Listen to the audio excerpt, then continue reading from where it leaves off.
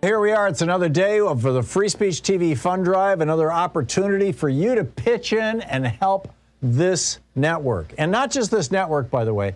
You're also helping our program. I don't talk about this much. In fact, I've rarely talked about it at all on Free Speech TV during these fund drives. But a small slice of what you contribute goes to this program as well, and the largest chunk of it, of course, goes to Free Speech TV. And it helps keep us on the air. It is part of our budget. It helps pay Sean's salary and Nate's salary, particularly Nate's, because he does all the video stuff that makes Free Speech TV possible. So, an expense that we picked up ourselves for years and years, and now we've worked this out, and so a small piece of it comes to us. So your support is useful and helpful and important, both for Free Speech TV and for our program. And for our program to get credit for your donation, it has to come in while we're on the air, whether it's on their website or whether it's when you're calling 877-378-8669. And in fact, oddly, if you call during the first 10 minutes when we're on the air, it doesn't count toward our program. It counts toward Stephanie's program. But whatever, that's how it works. And just so you know, people wondering, what's the deal? How does this work? Well, that's how it works.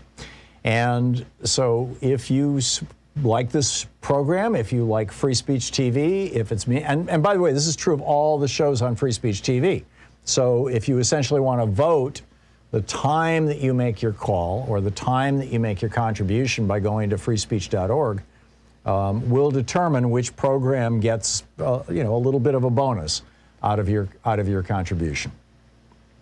So Free Speech TV, we need to keep it on the air. This program, we're doing okay, but it's nice to be able to make payroll and pay the rent and keep the electrons flowing, and from time to time upgrade the electronics, which we did this last year, which was a big deal. We were having a lot of glitches and technical problems and things, and we were able to solve a lot of that, in large part because people on Free Speech TV were making contributions during these pledge drives to Free Speech TV, and a small amount of that came to us, and we could use that to buy a new TriCaster, the device that delivers the show to you. So it's all good.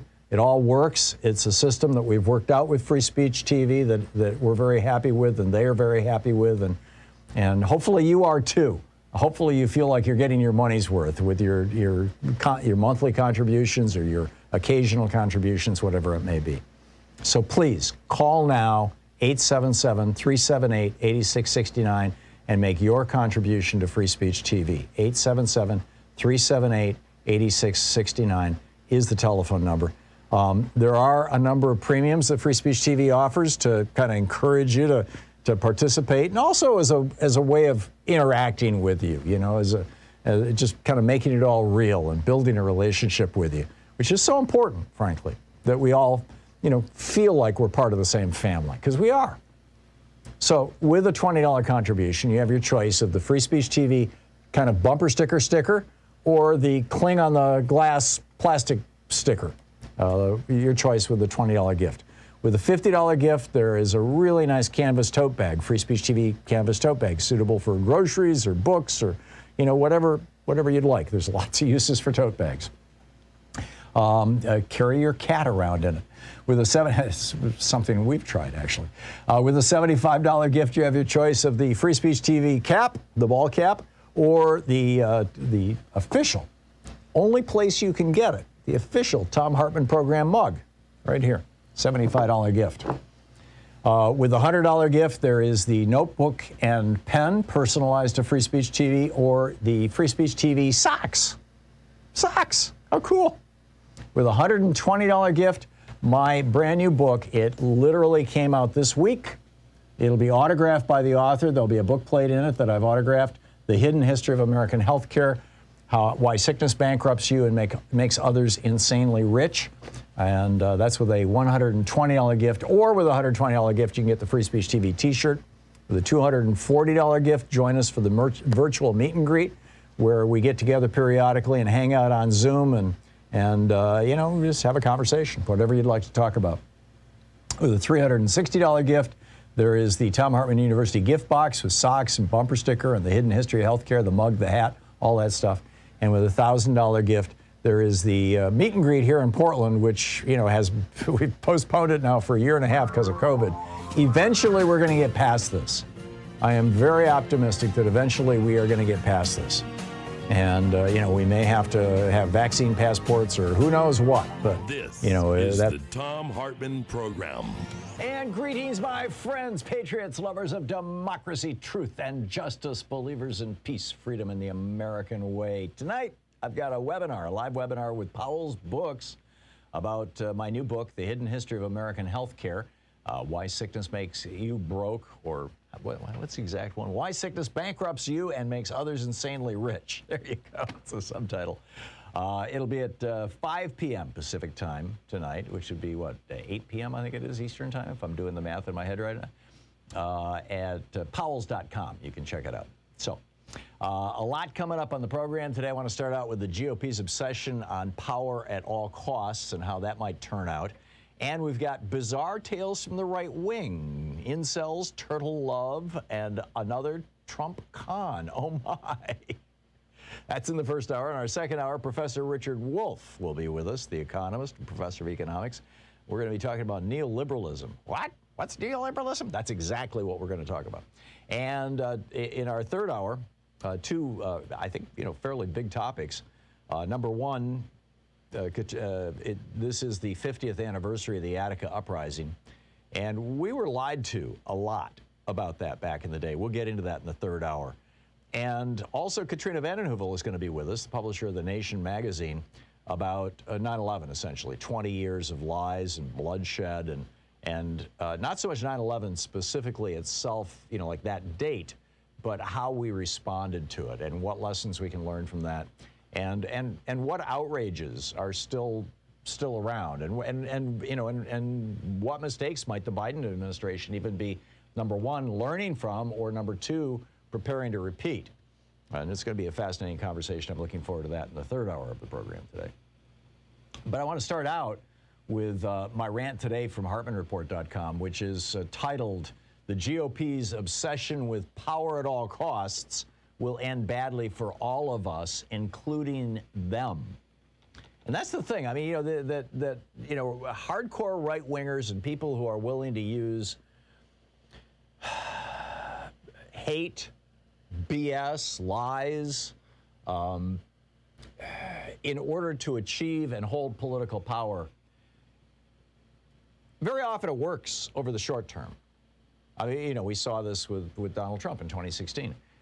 We've seen this with numerous governments around the world that rose up using hate, basically, and using lies. But in the end, not only does it damage their nations, not only does it destroy them, but everybody around them, but it destroys them as well. And so I think it's useful to just take a look at some of the things the Republican Party is up to, what they're into right now, that have the potential to just blow back in our faces, and in their faces as well. I mean, for example, they're running around yelling about voter fraud. And as a result, now we have 7 states that have passed serious restrictions on voting, and the politicization of the election process, including down in Texas, letting guys in camo come into polling places and harass people who are voting, or poll workers, harass them. I mean, the Republicans think they're being really slick with this, right? Oh yeah. Well, we can't win by anymore with our issues because we don't have any issues outside of basically white supremacy. So we're going to win by intimidation and by manipulation and by But yeah, okay, you might win a few elections, but what have you done to America, and how is that going to blow back on you over the long term? I don't think they're thinking this through.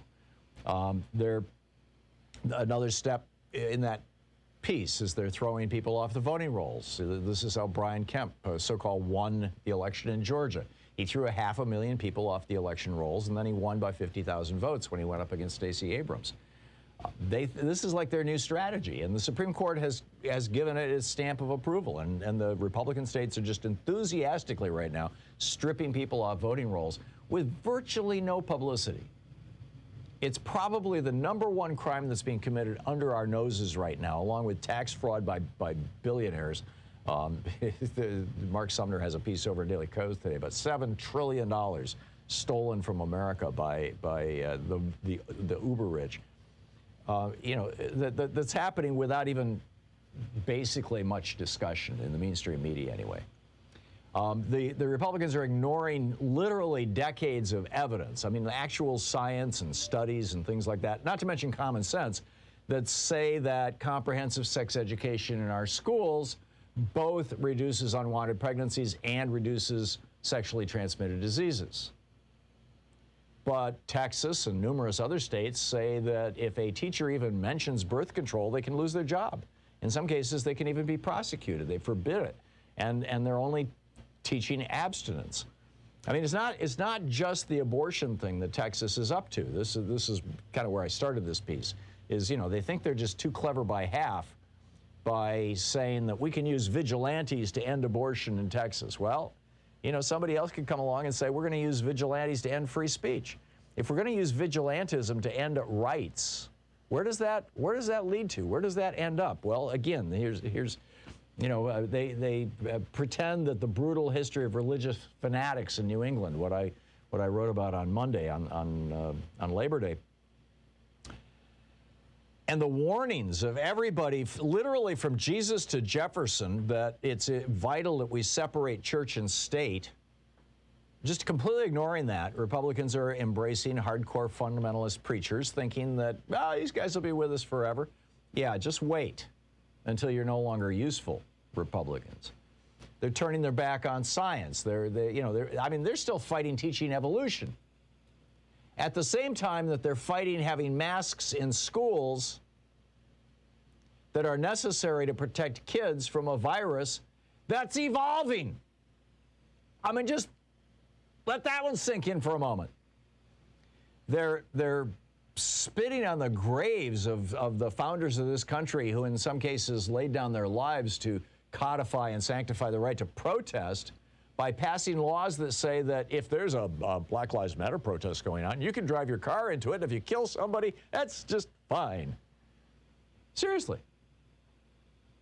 They are doing their best to prevent young people from learning that around half of the founders were actually slaveholders, that they think that somehow they can just whitewash, and I use that pun intentionally, American history, just whitewash that right out of our history, rather than confront it and learn from it and make this a better republic. How does this work to their benefit? I mean, I get it over the short term. It's like, white supremacy, get the white suburban voters out, all that kind of, I get that over the short term. Over the long term, this is not going to work. And it is harming our nation and our world and frankly, the whole concept of democracy even. They're embracing anti-government militia movements. There's, groups that celebrate people like Tim McVeigh. Actually, Tim McVeigh came out of one of these kind of groups. And Adolf Hitler, they're literally, some of these groups are celebrating Hitler and promoting seditious insurrection. The Republicans are tolerating blatant lawlessness and corruption within their own party, supporting politicians who participated in a conspiracy to hang Mike Pence and murder Speaker Pelosi. And now they've got this thing for September 18th that they're, oh, yeah, we got to help these patriots. They're political prisoners, don't you know? Really? You think this is going to help the party and the country? Sucking up to an obese, orange makeup-wearing billionaire who made his first fortune by getting his Alzheimer's-addled father to sign a paper handing most of his money over to him? This guy, Trump, has literally, his whole life has been a lifelong business model of ripping off contractors and customers, lying to banks, insurance companies, and the IRS, and taking dirty money from foreign oligarchs. They are taking billions in campaign contributions from the fossil fuel industry and the billionaires that it creates while they're denying climate change. All at the same time that our nation is being repeatedly hit by so-called natural disasters caused by global warming. They promote right-wing media that traffics in hysteria and lies and racial hatred. Instead of having any kind of reasonable policy discussions, they're promoting jingoism and sloganeering and the otherization of anybody who doesn't look like them, pray like them, or love like them. And then they congratulate these bullies like the Trump train that ran Kamala Harris's bus off the road that Donald Trump was out there retweeting. So, isn't this cool? Right? These are the 21st century brown shirts that the Republicans are congratulating. How does this end well for the GOP? Am I missing something here? It looks to me like they're trading short-term political gain for long-term destruction of the Republic and of their own party. It makes no sense. We'll be back.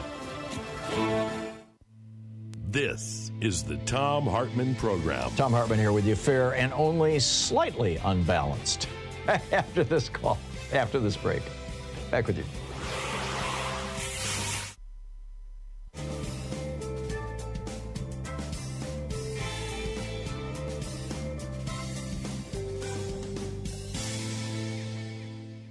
And welcome back. Howard in New York City. Hey, Howard, what's on your mind today?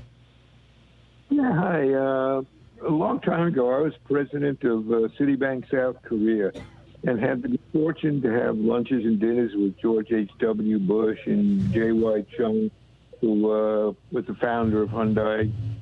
That must have been fascinating. Oh, man. I spent 3 or 4 days with them, escorting them around. George H.W. Bush was just like my grandfather in those days. Anyway, he wanted to find out what North Koreans who escaped from North Korea felt of the dictatorship there. And the thing they were, other than not eating and food and all, the thing that the North Koreans were most terrified of was what they just did in Texas. They put embedded spies in the community, embedded spies in corporations, put a bounty. Any of these people could tell the dictator that they were anti-dictatorship. These people would go right to jail, maybe even worse. Well, that's the same thing the Stasi did in East Germany. Exactly right. They literally had 1/3 of the country spying on the other 2/3 of the country. It's incredible. But my terror now is that if Trump becomes president and if we don't get the voting rights settled, I'm afraid that might happen. Why couldn't he set bounties on people, put spies in? Like I'm sure Hillary Clinton would be the first to go to jail. He could do that, set bounties on people that offend him, that he's so vindictive and crazy. Yeah, he not only could, I mean, you know, he has done that. He has taken down politicians. He's taken down people who offended him. And he's proclaimed his not just willingness, his enthusiasm for doing something like that. This whole bounty thing, Howard, that's a fascinating story about George H.W. Bush in North Korea. And I think an instructive one. This whole bounty thing is very, very troubling. I mean, it's you know, what's the logical endpoint of it? I think it's what you're describing. Yeah, and that terrifies me, man. Anyway, just thought I'd mention that to you. Yeah, it's a fascinating one. It's, you know, when you think about it, it's. Have you ever seen the movie The Lives of Others, Howard? No, I haven't. It is amazing. I don't know where you can find it now. It's probably online someplace. If nothing else, you could probably buy it on Amazon. But it's in German and it's subtitled in English. But it's about this guy, this kind of average guy who lives in East Germany during the time that it was East Germany, and is spying on his neighbors for the Stasi. And what he learns about his neighbors and how it influences him in his own life, and then how he realizes that he's being spied on by the other neighbors, and just this whole, thus the title, The Lives of Others, you know. But it's, I did not understand. I lived in Germany. You know, I lived in West Germany. I traveled around in East Berlin. I lived right on the East German border for part of the time that I was in Germany. But I never really understood their system of social control. And, you know, the Chinese now have this one that's highly digitized, essentially. You know, their social, they now have a point system, basically, to be a good citizen. But in East Germany, it was just far more brutal. It was just, you know, turn in your neighbors and, you know, compile dossiers on everybody. It was amazing. Howard, thank you. Thanks for the call. Thanks for the frankly, a great idea to riff about one of these days. Thank you. We'll be right back. It's 20 minutes past the hour. Stick around.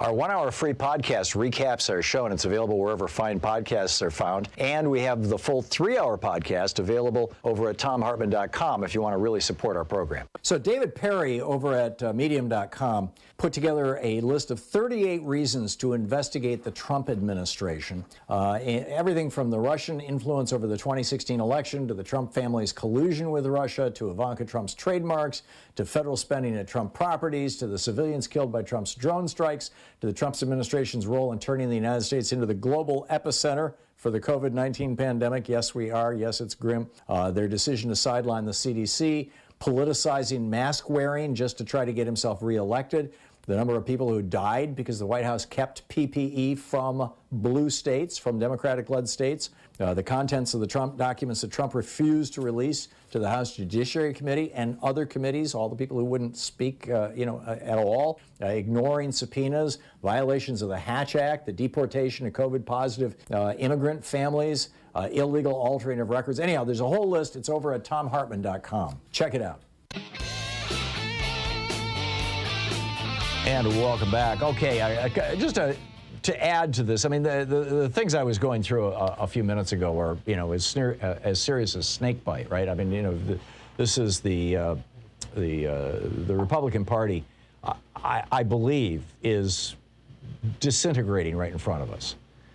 Any semblance of or claim to authority or legitimacy as a real, honest, legitimate political party in the tradition of America, I think has largely been abandoned by most of the Republican Party. There are a few exceptions, Liz Cheney and Adam Kinzinger, with whom I disagree on most issues, are basically holding the final flickering. It's not even a torch anymore. It's like a lit kitchen match, right? Of what used to be the GOP. And then you look at how badly this party has disintegrated. The former president, the former guy, the obese billionaire who wears orange makeup, he is bragging that this is from the media company. This is from TMZ. We told Triller, the media company behind the event. Let me explain actually what this is about. Donald Trump is going to be doing play-by-play or blow-by-blow or whatever you call it when you do a boxing match. When you narrate it or whatever the appropriate word is. On 9/11. Yeah, 9/11, and they're going to provide him with a private jet. People are saying this is beyond disrespectful. And TMZ says, we're told Triller, the media company behind the event, is paying a fortune, millions and millions, for his blow-by-blow analysis, though our sources would not be more specific. I doubt he's getting millions. It costs $50, by the way, to watch this. It's pay-for-view. I doubt he's making millions. In fact, I doubt he's being paid much of anything other than the free private plane ride, because he's just like desperate for publicity right now. Trump is becoming more and more irrelevant every day that goes by. And sadly, every day that another 1,000 of his supporters and voters are dying from this god-awful disease that they keep insisting you can cure with horse paste. This is just, what would you call this? Bizarre tales from the right wing, right? Incels, turtle love, and another Trump con. Well, that's the Trump con. Here's the turtle love. Mitch McConnell gushes over mansion and cinema holding up spending package. That's the headline by Brad Reed over at Raw Story. This is a quote from Mitch McConnell. Honest to God, this is a quote from Mitch McConnell. We are down to 2 who are resisting, Joe Manchin from West Virginia and Kirsten Sinema from Arizona. I pray for them every night. I wish them well. We give them lots of love. Gee, you think? And money?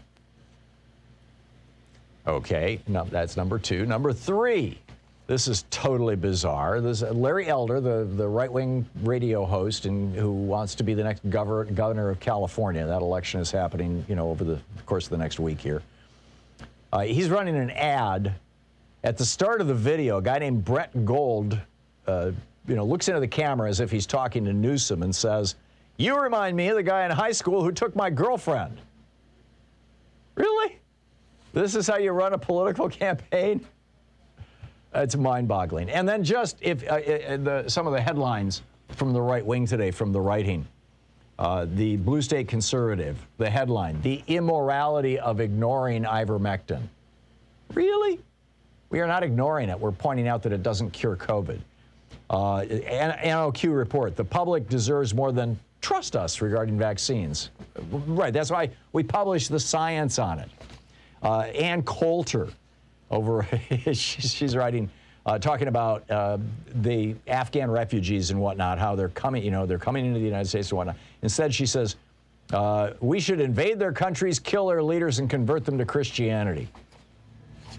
Front Page, another right-wing publication. The headline, "Suicide by Replacement Migration." This is all about, oh my God, we just let some brown people into the country from Afghanistan. Whether by design or not, replacement migration is a way to transform the character of a nation. In other words, race, right? And they go on with this. Here's another headline from Information Liberation. "Time capsule under Robert E. Lee statue will include LGBT pin and BLM sticker." Right. You're listening to the Thom Hartmann Program. Call 202-808-9925. How's this going to end up for the Republican Party? Where is this going to go? I just don't see how it works out for them.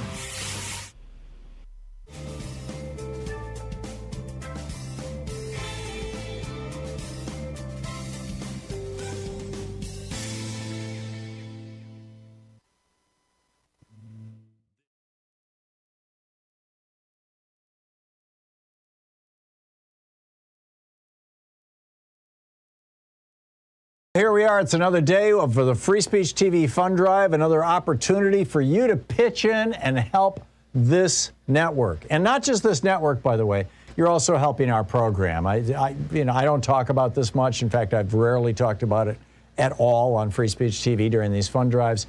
But a small slice of what you contribute goes to this program as well, and the largest chunk of it, of course, goes to Free Speech TV. And it helps keep us on the air. It is part of our budget. It helps pay Sean's salary and Nate's salary, particularly Nate's, because he does all the video stuff that makes Free Speech TV possible. So, an expense that we picked up ourselves for years and years, and now we've worked this out, and so a small piece of it comes to us. So your support is useful and helpful and important, both for Free Speech TV and for our program. And for our program to get credit for your donation, it has to come in while we're on the air, whether it's on their website or whether it's when you're calling 877-378-8669.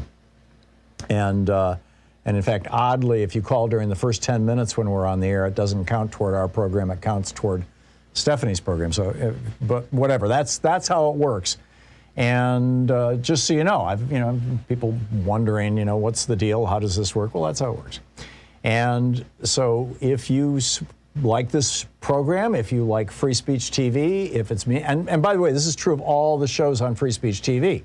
So if you essentially want to vote, the time that you make your call or the time that you make your contribution by going to freespeech.org will determine which program gets a little bit of a bonus out of your contribution. So Free Speech TV, we need to keep it on the air. This program, we're doing okay, but it's nice to be able to make payroll and pay the rent and keep the electrons flowing, and from time to time upgrade the electronics, which we did this last year, which was a big deal. We were having a lot of glitches and technical problems and things, and we were able to solve a lot of that in large part because people on Free Speech TV were making contributions during these pledge drives to Free Speech TV, and a small amount of that came to us, and we could use that to buy a new TriCaster, the device that delivers the show to you. So it's all good. It all works. It's a system that we've worked out with Free Speech TV that we're very happy with, and they are very happy with, and hopefully you are too. Hopefully you feel like you're getting your money's worth with your monthly contributions or your occasional contributions, whatever it may be. So please call now, 877-378-8669, and make your contribution to Free Speech TV. 877-378-8669 is the telephone number. There are a number of premiums that Free Speech TV offers to kind of encourage you to participate, and also as a way of interacting with you, as just kind of making it all real and building a relationship with you, which is so important, frankly, that we all feel like we're part of the same family, because we are. So with a $20 contribution, you have your choice of the Free Speech TV kind of bumper sticker or the cling on the glass plastic sticker, your choice with the $20 gift. With a $50 gift, there is a really nice canvas tote bag, Free Speech TV canvas tote bag, suitable for groceries or books or whatever you'd like. There's lots of uses for tote bags. Carry your cat around in it. With something we've tried, actually. With a $75 gift, you have your choice of the Free Speech TV cap, the ball cap, or the official, only place you can get it, the official Thom Hartmann Program mug, right here, $75 gift. With the $100 gift, there is the notebook and pen personalized to Free Speech TV, or the Free Speech TV socks. Socks, how cool. With a $120 gift, my brand new book, it literally came out this week. It'll be autographed by the author. There'll be a book plate in it that I've autographed, The Hidden History of American Healthcare, Why Sickness Bankrupts You and Makes Others Insanely Rich. And that's with a $120 gift, or with a $120 gift, you can get the Free Speech TV t-shirt. With a $240 gift, join us for the virtual meet and greet, where we get together periodically and hang out on Zoom and just have a conversation, whatever you'd like to talk about. With a $360 gift, there is the Thom Hartmann University gift box with socks and bumper sticker and the hidden history of healthcare, the mug, the hat, all that stuff. And with a $1,000 gift, there is the meet and greet here in Portland, which, you know, we've postponed it now for a year and a half because of COVID. Eventually, we're going to get past this. I am very optimistic that eventually we are going to get past this. And, you know, we may have to have vaccine passports or who knows what, but, you know, that $1,000 gift gets you in line to come here and sit in the studio with us, and I'll take you to lunch at a nearby restaurant, and we'll have a nice time together. So those are the premiums. But the bottom line is, if you value Free Speech TV, if you value this television network, if you value the Thom Hartmann program, if you value this program, call while we're on the air, or go to freespeech.org while we're on the air and make your contribution. 877-378-8669 is the telephone number, 877-378-8669.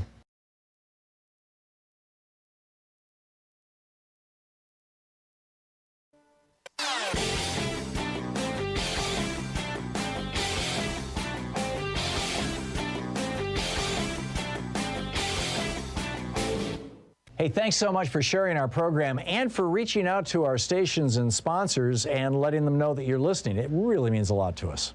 So for our Thom Hartmann Insider videotape that is over, or videotape, YouTube, whatever you want to call it, private video that's available over at thomhartmann.com, I'm talking this week about Donald Trump just completely giving in to Erdogan of Turkey, the president of Turkey, the dictator of Turkey now.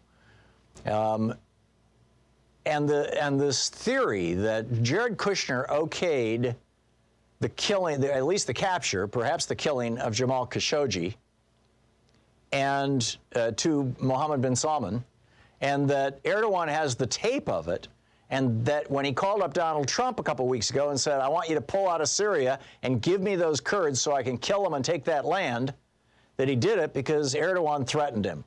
And then Erdogan comes to the United States, you know, a week or two later and gets a whole state dinner thing.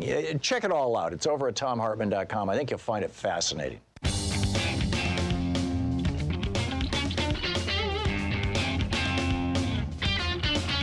And welcome back. I saw this report on one of the web blogs out there about how Donald Trump has offered to buy that Robert E. Lee statue they took down yesterday to put in his bedroom. And I was reading it thinking, weird, but yeah, okay. So, and then I got there and it was Andy Borowitz. Of course it was Andy Borowitz. But anyway, it's like, what? Where is this country headed if the Republicans continue this strategy? There's another piece, and I'm going to pick up your phone calls in just a second, but I just want to lay this on you.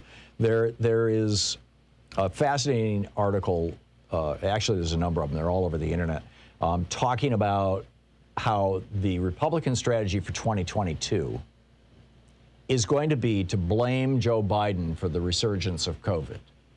Now, you will recall I have been telling you this is coming for over a year.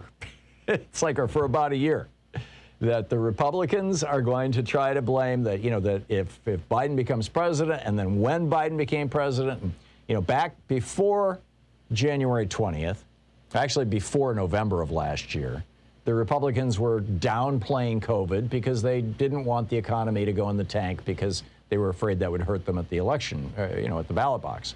And of course, it did hurt them at the ballot box.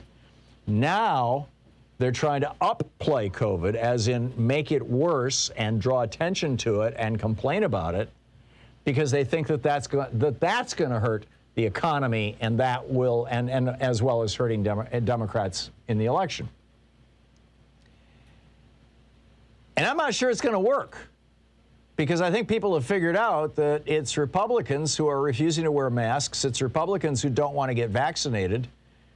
And the Republicans actually, I mean, this is like, there are multiple sources now leaking this, that inside the Republican Party, they're having meetings talking about how can we blame the Democrats for COVID, for the Delta variant, for this uptick in COVID that we have right now that's happening on the watch of the Democrats, on Joe Biden's watch. How can we blame him for that? And they're trying. They're out there literally trying to blame him for it. And it's just not working. And I just don't see how it works out. Susan in Decatur, Georgia. Hey, Susan, what's on your mind today? Hey, Tom, I have the answer to your question. Okay, great. My uncle, my uncle was a miniature Trump. He did a lot of things and acted a lot of ways like Trump did. So through growing up around him my whole life, I had to learn, the family had to learn how to kind of guess what he could possibly do next, you know? So feeding off from what we were talking about last week with the whole Bannon thing, he is going to run on abortion was all me, and he's going to campaign on that because that's what he promised by putting the judges on the Supreme Court, that he would ban abortion. And secondly, your question about the science and Biden doing bad. Hang on just a second, Susan. Let's get to that in just a second. Let's deal with this first, if we may. You really believe that Donald Trump, A, that he's going to run for president? I don't think he is. I think it's just a scam to raise money. And B, that he is going to, that it's a vote winner, I mean, like more than 50% of the population, to say that you've outlawed abortion. I'm skeptical about both those claims. Make your case. No, I don't think so. Not from the wackadoodles that I've met that are complete 1,000% Trump holes. They are excited. Of course, you live in Georgia and I live in Oregon, so that may account for a difference in perspective. Let me tell you also in Georgia, as a heads up, the Trump hole neo-Nazi Confederate people are coming. They are coming to protest the Lee statue coming down, so everyone beware. But also, the whole thing about Biden doing bad with COVID, that's because he's going to flip it around with the whole anti-vax thing, and he's going to say science doesn't work because Biden's COVID numbers are worse than they were under me, so we don't even have to follow science, and it'll be a whole Bolsonaro situation. But how do you know that?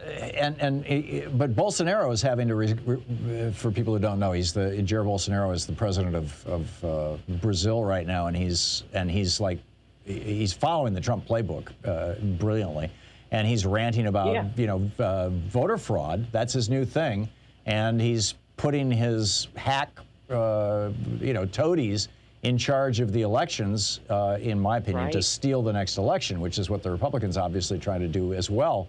I don't know that it's going to work out for him, but I just, I get what you're saying, Susan. I completely understand it, and I agree that a large chunk of the Republican base is going to go down this road.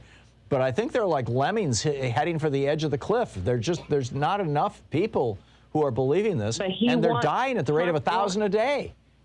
Yeah, but Trump wants to make a comeback just like Hitler made a comeback. If a man sleeps with a Hitler book by his side for 20 years, there's a reason. Yeah.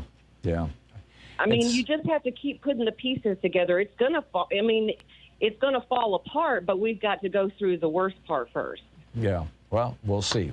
Susan, thank you for a thoughtful conversation on all this. I appreciate it. Russ in Hickory Hills, Illinois. Hey, Russ, what's on your mind today? They call the people back.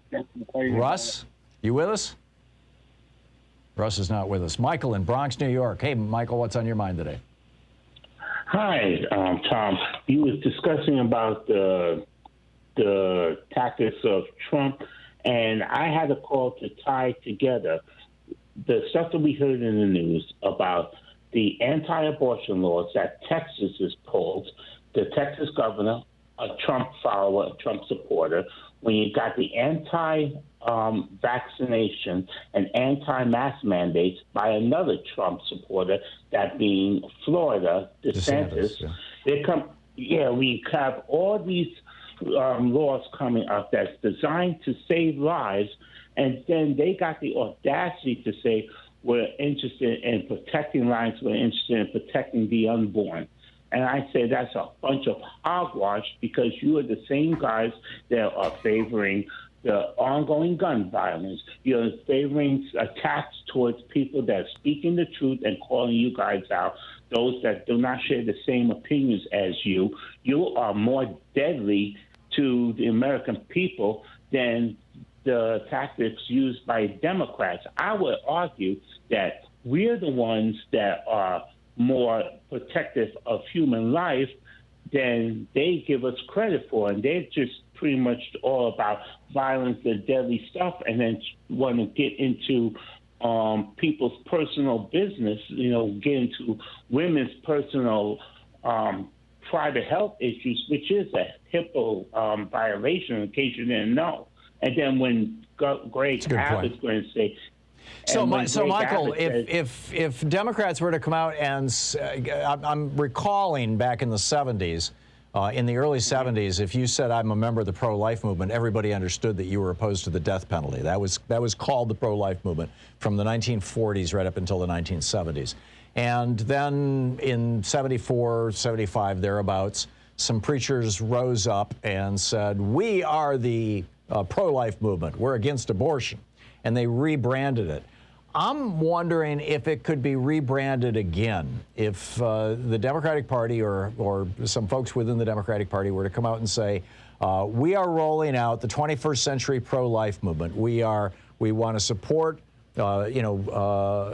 comprehensive sex education in our schools to reduce unwanted pregnancies.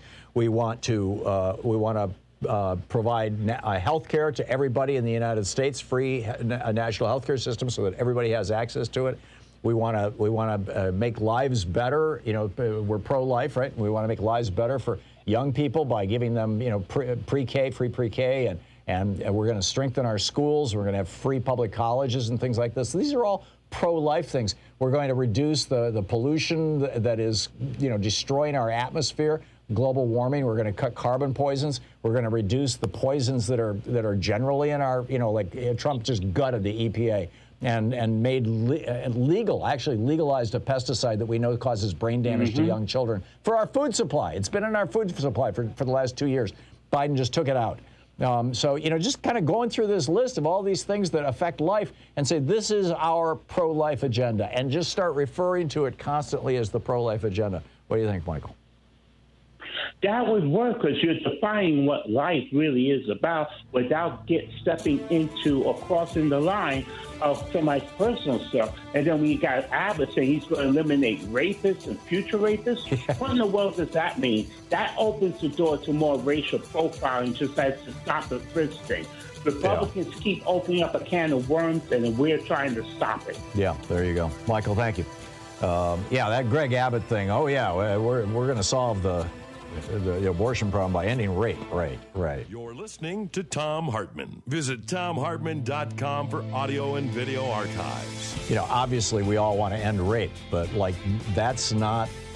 I mean, it's pathetic what these guys are doing.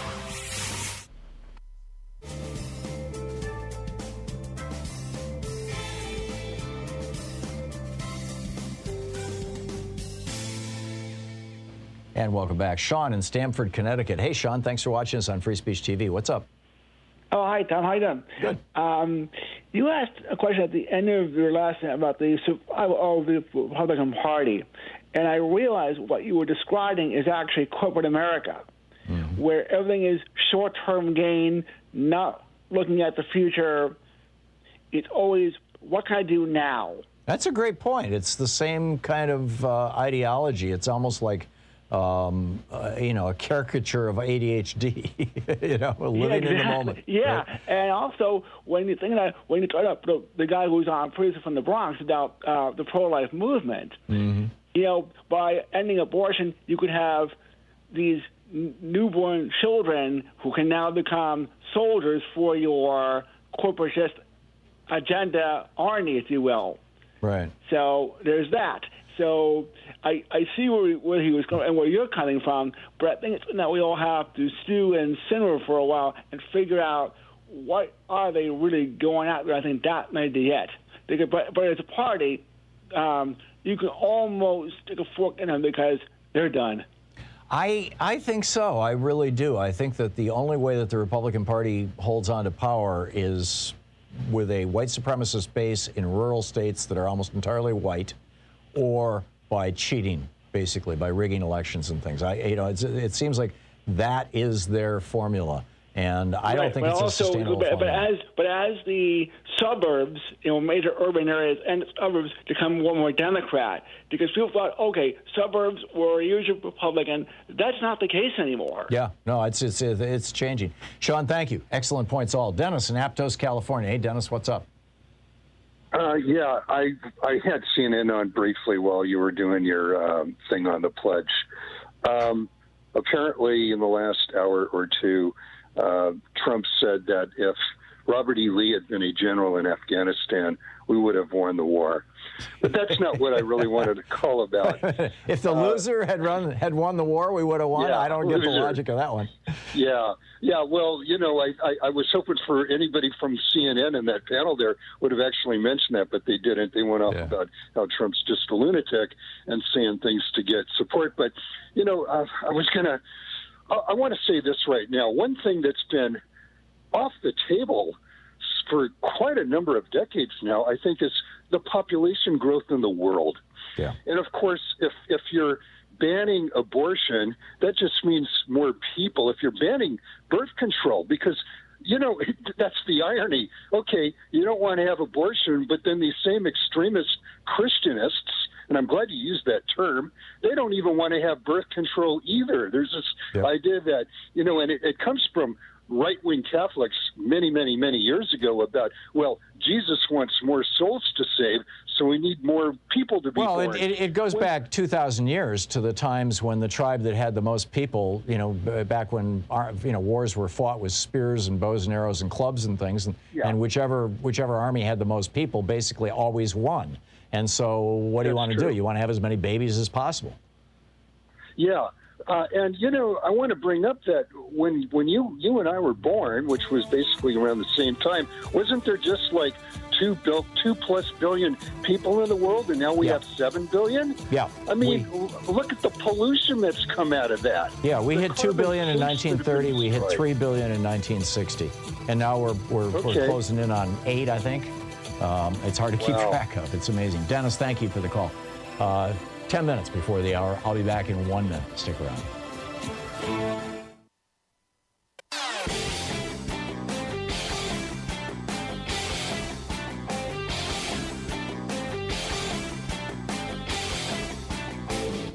Share the Thom Hartmann Program with your friends. We're available on SiriusXM, Free Speech TV, Pacifica, commercial stations nationwide, YouTube, Twitter, Facebook, on the Thom Hartmann app, and you can even tell your smart speaker to listen to the Thom Hartmann Program. Well, the Confederacy continues to live. Governor Tate Reeves, the governor of Mississippi, just signed a proclamation making April the Confederate Heritage Month in Mississippi. That's kind of the bad news. The good news is that it didn't get published on the state's websites. It got published over on Facebook, where there's a good contingent of racists and neo-Confederates to begin with. But what does this say about America, that a part of the country that literally was a police state, a fascist police state, there was no democracy left by 1861 in the South. It was completely controlled by a few thousand families who owned these massive plantations. And in my little riff that's over at thomhartmann.com for the supporters of our program, I go through some of the details of it. Just the sad, sad history of the South. It is really worth checking out. It's over at thomhartmann.com.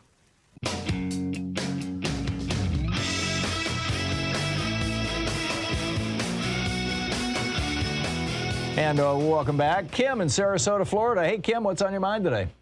I think I've figured it out. Okay, what's the plan here? The why, okay? Mm-hmm.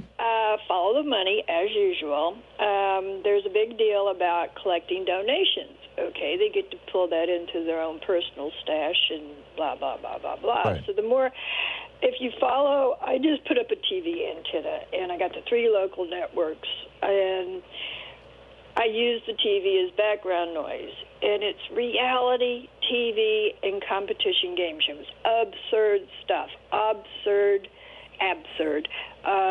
pays. Right, it's bread and so circus. The more stupidity these righties throw out there, the more money they rake in, the richer they get. They don't care if they get reelected. The fallout for the long haulers like the turtle. Yeah, Mitch McConnell, yeah. Yeah, the turtle. He's going to be retiring soon anyway, and he's got his thing done. I mean, the power thing is done. He's raking in money. Oh, too. he's gone from having a net worth of nothing to a net worth of tens of millions of dollars. And Trump made that possible to be a total Gates, the pedophile. Matt Gaetz, yeah. Yeah, or the to-be-proven pedophile. I mean, he's raking in the dough, and the wacko. The female, Trader, what's her name? Yeah. She's bringing in zillions. I mean, not zillions. I'm exaggerating, yeah. But that's. She actually, Marjorie Taylor Greene brought in $3 million last quarter, I think it was, and people are scratching their head. Where'd this money come from? Chaos pays, because that's what the TV at night that normal people can afford. So are you suggesting, Kim, that what's happened here is that the Republican Party has decided that rather than being a political party, they are a vehicle for entertainment? And basically, it's like pay for play. It's like having your HBO subscription. People send a check to your favorite Republican politician periodically, and they'll do absurd things on TV and entertain you? I don't think people equate the fact that if I send this guy money, he's going to entertain me. I think they think because the dumbing down of America is apparent. And I consider COVID kind of a bogey, because it is weeding out a lot of the stupid that's cold and heartless, but that's sad. The way I feel. Yeah. And unfortunately, taking some good people with them. But, if you're sick and you have a heart attack and you can't get into the ICU because there's a bunch of unvaccinated idiots in there, I'm sorry. Which is, by the way, happening. Oregon, the state where I live, just told Idaho, the next state over, that we will not take their people from their hospitals, which are overflowing, because our hospitals right now are at 9. Right. We were at 7% of capacity a couple days ago. We're at 9% capacity right now. And we're particularly in the large areas, Portland, Salem, Eugene. Basically, we have 3 big cities in Oregon. We're well vaccinated. I mean, we're really well vaccinated, but we've got a problem in our own red counties, and those red counties are flooding people into the blue county hospitals. And we just told Idaho, sorry, can't take any more of your people. I know you want to send them, but we can't do it. Kim, I got to run, but thank you, great ideas all. Nick in Crofton, Maryland. Nick, you have the last minute this hour. What's up? Hey, thanks, Tom. I got to really quickly say that I think you do as good a job of anybody in the United States of talking about these issues and having us think about them. What do you think about this? A two-pronged approach. I think that the Biden administration, not that I'm general approval of what they're doing, but they have to take a stronger tack on the January 6th people and the origins of it, and they have to send a stronger message, because to me, and this may be just my personal opinion, I think they're kind of like, well, we want to, prosecute them, but, and we all know if this was Black Lives Matter, what would happen about all of this. And just the generality of the Trump administration needs to finally be brought to justice and send a strong message to these militias out in the country that you're not going to be allowed to do this. We need to take a stronger, focused, I don't like to use the word tough because that's what the word that Trump used, but I think you would agree, a more focused, effective strategy of closing these people down for business. Right, but there's a very delicate line here, Nick. We've got to be sure that we do it using the rule of law. If we do it the way that Trump would have done it, then we just end up like the Republicans, and that destroys the Democratic Party as well as the country. With the way he did it, but I agree with you. Yeah, that's right. Yep, Nick, thank you. Thank you. I'm with you. Toughen up here, and Merrick Garland is not quite as aggressive as I would like, but we'll see. We'll see. I'll give him another few months. Nick, thanks for the call. We'll be right back.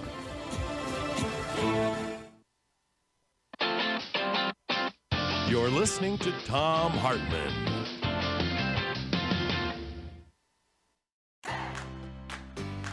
These companies support the Thom Hartmann Program. They are HelloFresh, the #1 meal kit delivery service. More information at HelloFresh.com, code TOM. CB Distillery for sleeping and pain relief. More info at cbdistillery.com, code TOM. Dinovite, only the best all-natural pet supplements. More info at dinovite.com. Annie's Kit Clubs, creativity delivered right to your door. More info at annieskitclubs.com/Tom. Wild Alaskan Company, delicious, sustainably sourced seafood delivered right to your door. More information at wildalaskancompany.com/Tom. And Mack Weldon, reinventing men's basics. More info at mackweldon.com/Tom.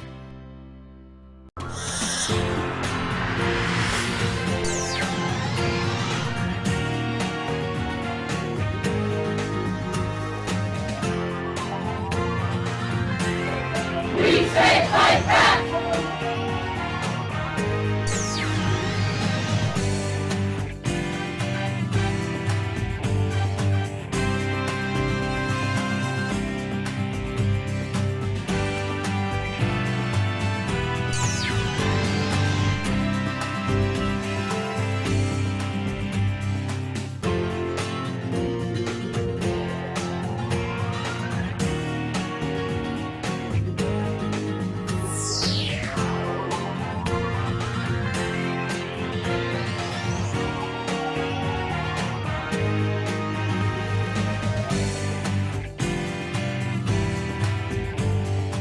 Here we are. It's another day of the Free Speech TV Fund Drive, another opportunity for you to pitch in and help this network. And not just this network, by the way. You're also helping our program. I don't talk about this much. In fact, I've rarely talked about it at all on Free Speech TV during these fund drives.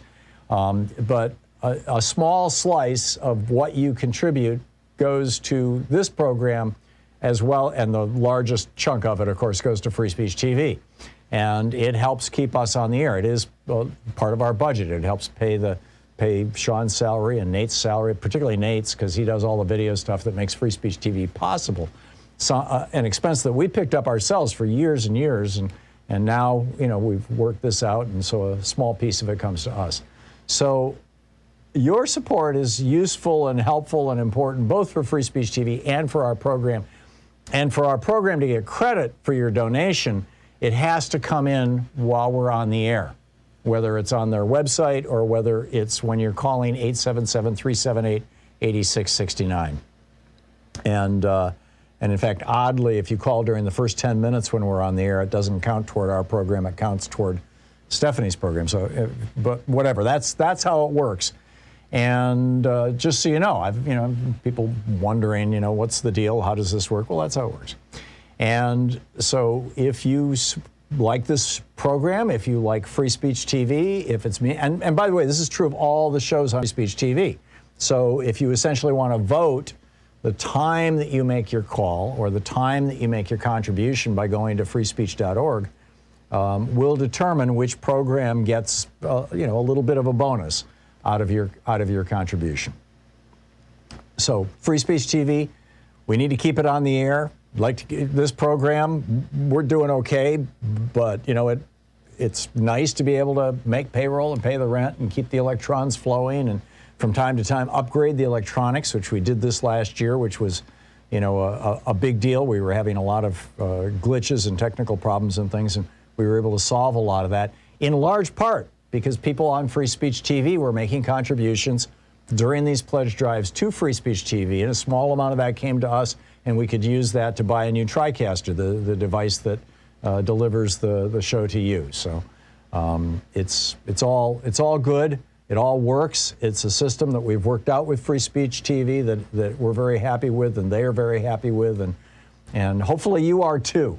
Hopefully you feel like you're getting your money's worth with your monthly contributions or your occasional contributions, whatever it may be. So please call now, 877-378-8669, and make your contribution to Free Speech TV. 877-378-8669 is the telephone number. There are a number of premiums that Free Speech TV offers to kind of encourage you to participate, and also as a way of interacting with you, as just kind of making it all real and building a relationship with you, which is so important, frankly, that we all, feel like we're part of the same family, because we are. So with a $20 contribution, you have your choice of the Free Speech TV kind of bumper sticker or the cling on the glass plastic sticker. Your choice with the $20 gift. With a $50 gift, there is a really nice canvas tote bag, Free Speech TV canvas tote bag, suitable for groceries or books or, whatever you'd like. There's lots of uses for tote bags. Carry your cat around in it. With something we've tried, actually. With a $75 gift, you have your choice of the Free Speech TV cap, the ball cap, or the official, only place you can get it, the official Thom Hartmann Program mug, right here, $75 gift. With a $100 gift, there is the notebook and pen personalized to Free Speech TV, or the Free Speech TV socks. Socks, how cool. With a $120 gift, my brand new book, it literally came out this week. It'll be autographed by the author. There'll be a book plate in it that I've autographed, The Hidden History of American Healthcare, Why Sickness Bankrupts You and Makes Others Insanely Rich. And that's with a $120 gift, or with a $120 gift, you can get the Free Speech TV t-shirt. With a $240 gift, join us for the virtual meet and greet, where we get together periodically and hang out on Zoom and just have a conversation, whatever you'd like to talk about. With a $360 gift, there is the Thom Hartmann University gift box with socks and bumper sticker and the Hidden History of Healthcare, the mug, the hat, all that stuff. And with a $1,000 gift, there is the meet and greet here in Portland, which, we've postponed it now for a year and a half because of COVID.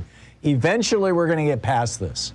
I am very optimistic that eventually we are going to get past this.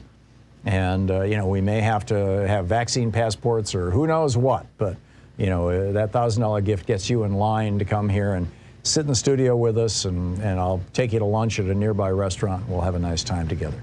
So those are the premiums. But the bottom line is, if you value Free Speech TV, if you value this television network, if you value the Thom Hartmann Program, if you value this program, call while we're on the air, or go to freespeech.org while we're on the air and make your contribution. 877-378-8669 is the telephone number, 877-378-8669.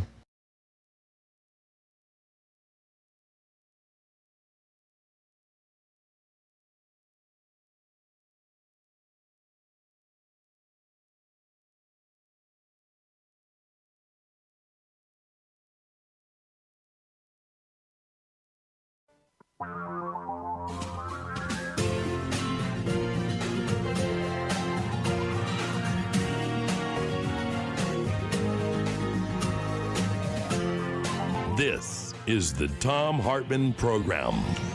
Welcome back to the second hour of our program. Just a reminder, a live webinar tonight. I'll be with Powell's Books virtually, and you can attend virtually. Powells.com, you can sign up for it, about my new book, The Hidden History of American Healthcare, Why Sickness Bankrupts You and Makes Others Insanely Rich.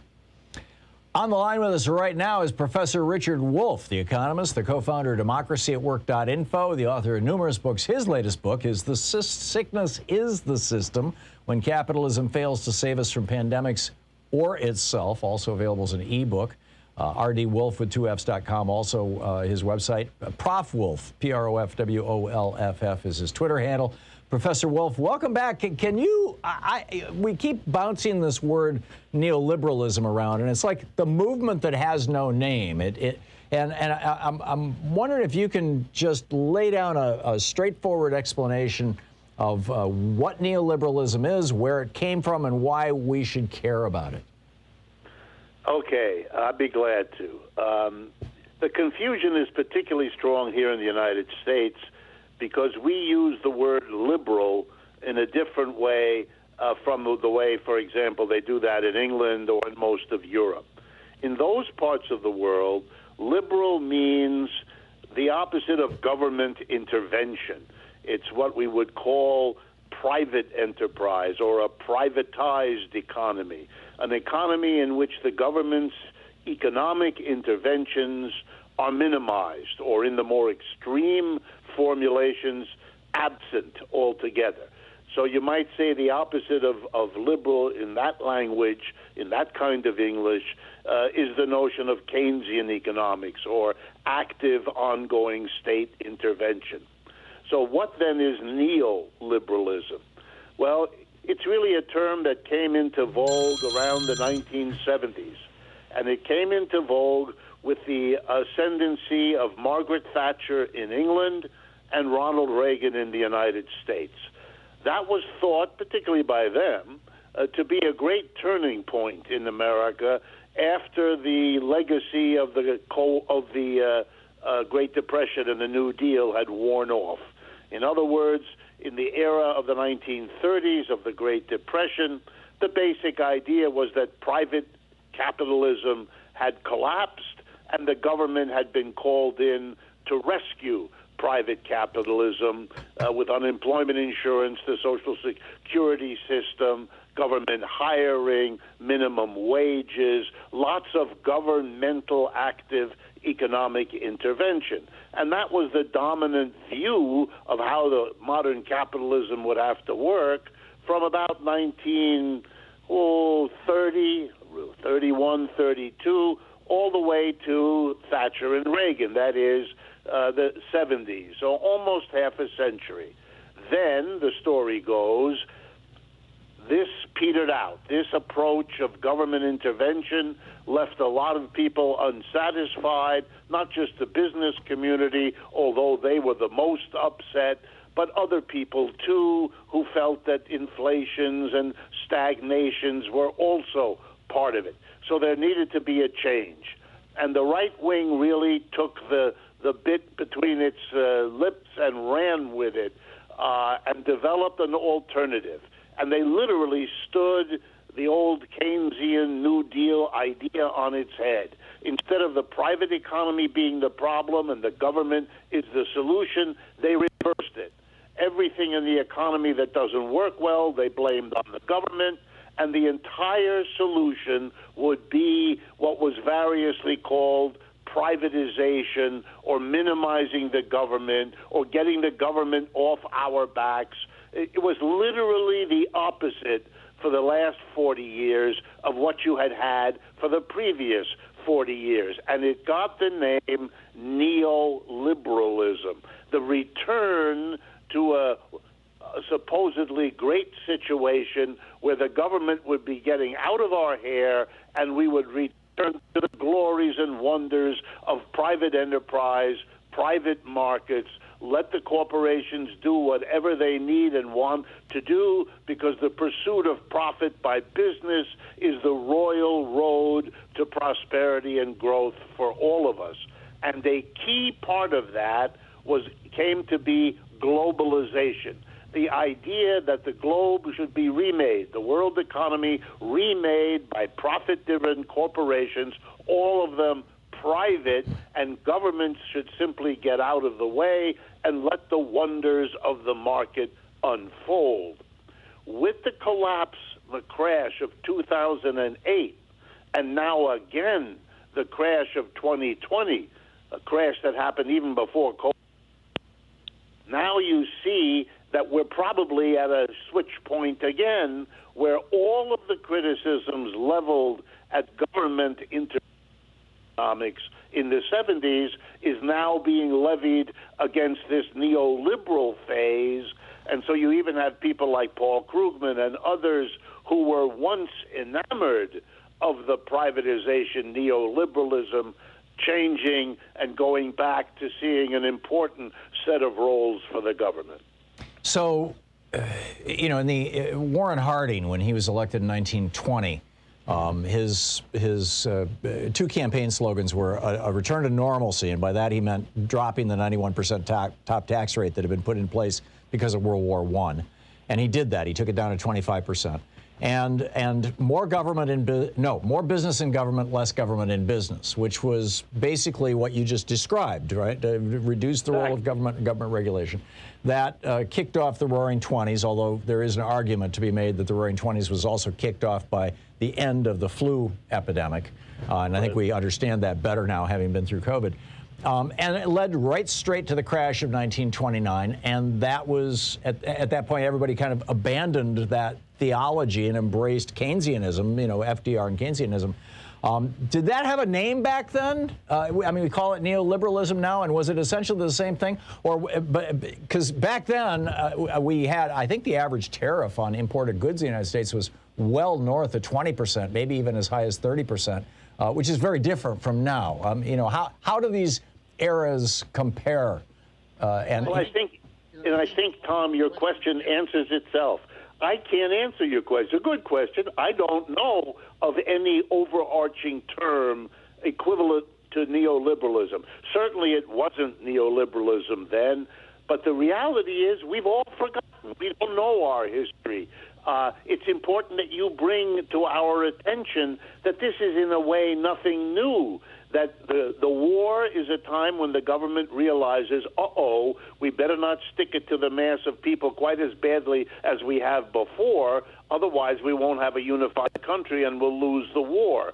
So they do a few things like upping taxes on the rich and on corporations, but as soon as the war is over, assuming that they've won it, they quickly undo what they just did, and you can see it again in 1945.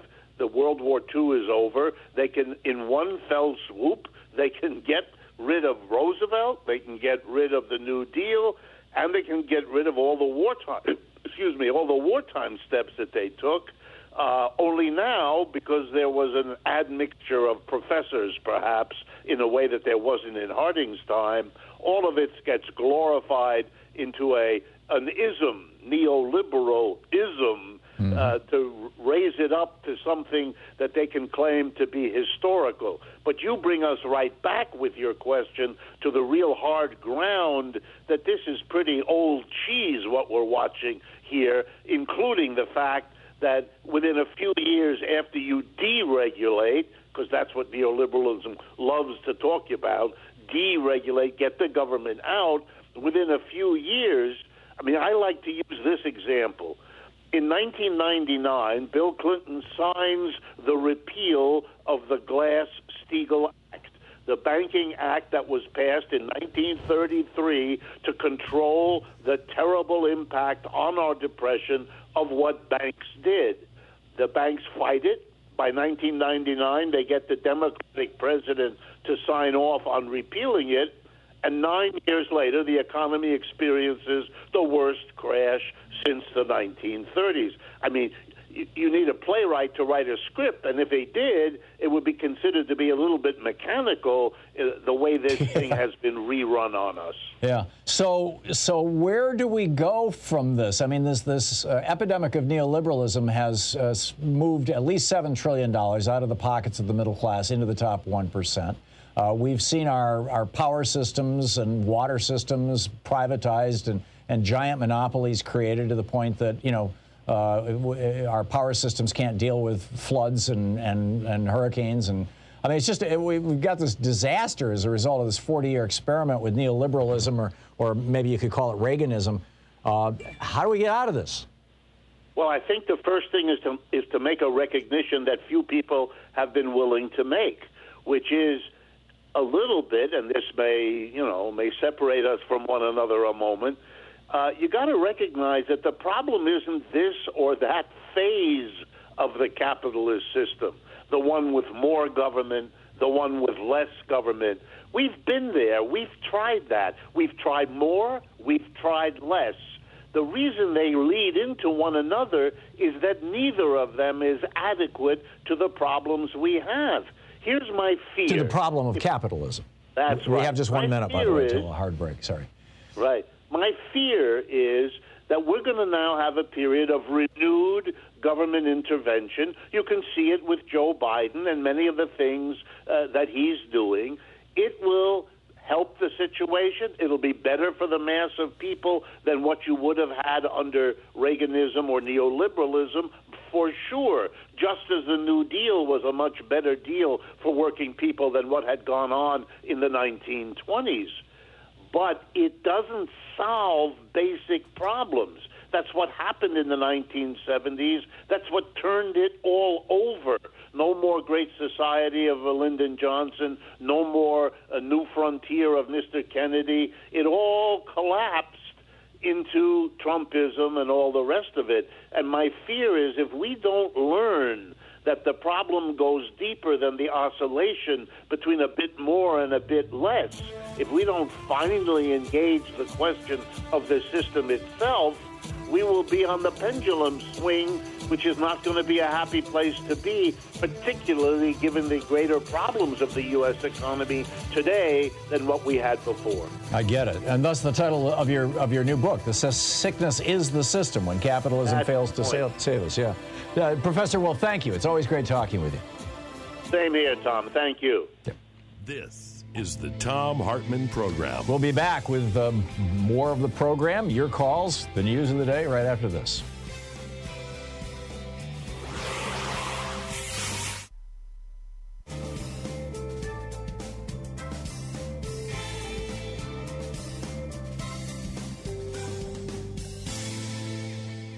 And welcome back. Susan in Phoenix, Arizona. Hey, Susan, thanks for watching us on Free Speech TV. What's on your mind today?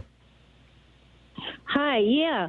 I was kind of building off your pro-life agenda, and I thought, really, when you look at the media and how much they're blasting out their lies, I thought we might take a positive approach to it and talk to our base about what America really is.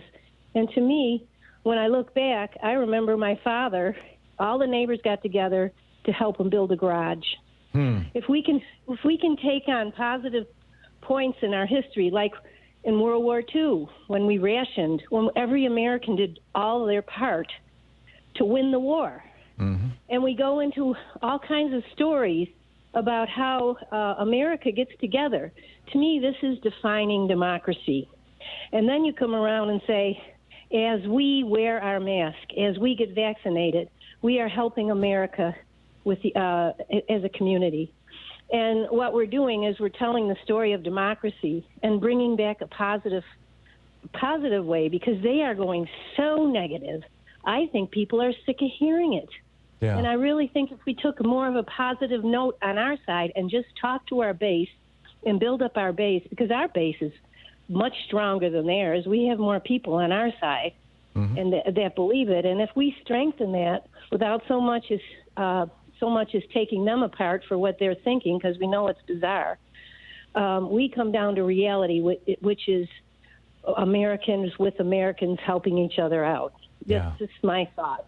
I'm trying, and very thought-provoking, Susan. I'm trying to think of times when America came together and we look back on it and say, yes, that was the right thing. I think there's a general consensus that coming together to stop Hitler and Tojo in the 1940s was the right thing. I think there's a general consensus that coming together to end the Great Depression and, build the Tennessee Valley Authority and build the Hoover Dam and plant millions of trees and put people back to work was the right thing. But the two big events of my lifetime, the Vietnam War and the Afghan and Iraq wars, when in theory Americans came together to face a challenge, we were lied to in both cases.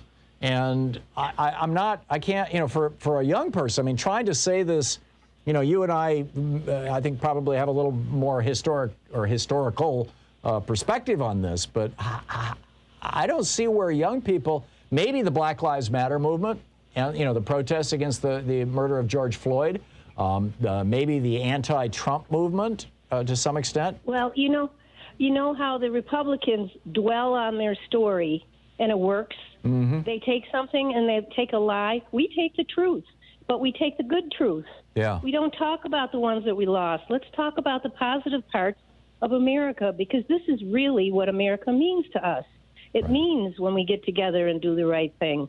And in a way, it's kind of working into their narrative of ignoring racism, but we can put that as a part of it, being nice to each other no matter what race we are. And ignoring the problem, but building up the positive part of America and showing that this is democracy. Yeah, I like it. I like it. Susan, thank you. Thank you. Okay. Very, very thoughtful call. Much appreciated. We will be back here, and stick around. And we'll continue with the news of the day and your calls right after this. We'll be right back.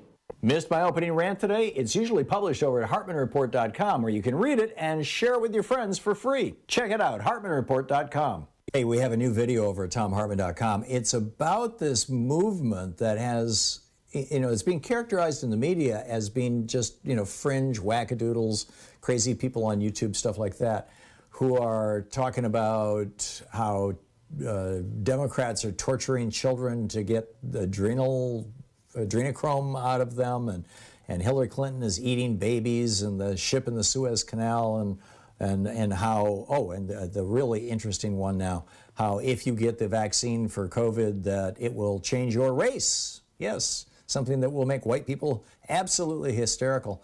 The problem is, this isn't just the Flat Earth Society. These aren't the people that we used to laugh at. This isn't just a few crazies on the edge. They just had a convention in Oklahoma.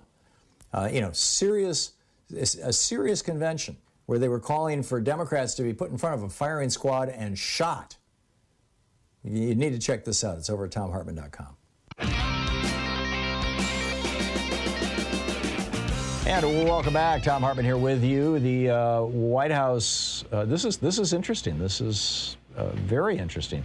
The White House staff have indicated that Joe Biden, the Biden administration, is not going to block access for Congress to see the records of what was going on inside the White House on January 6th. In other words, the Trump White House. And I find that a good sign, shall we say.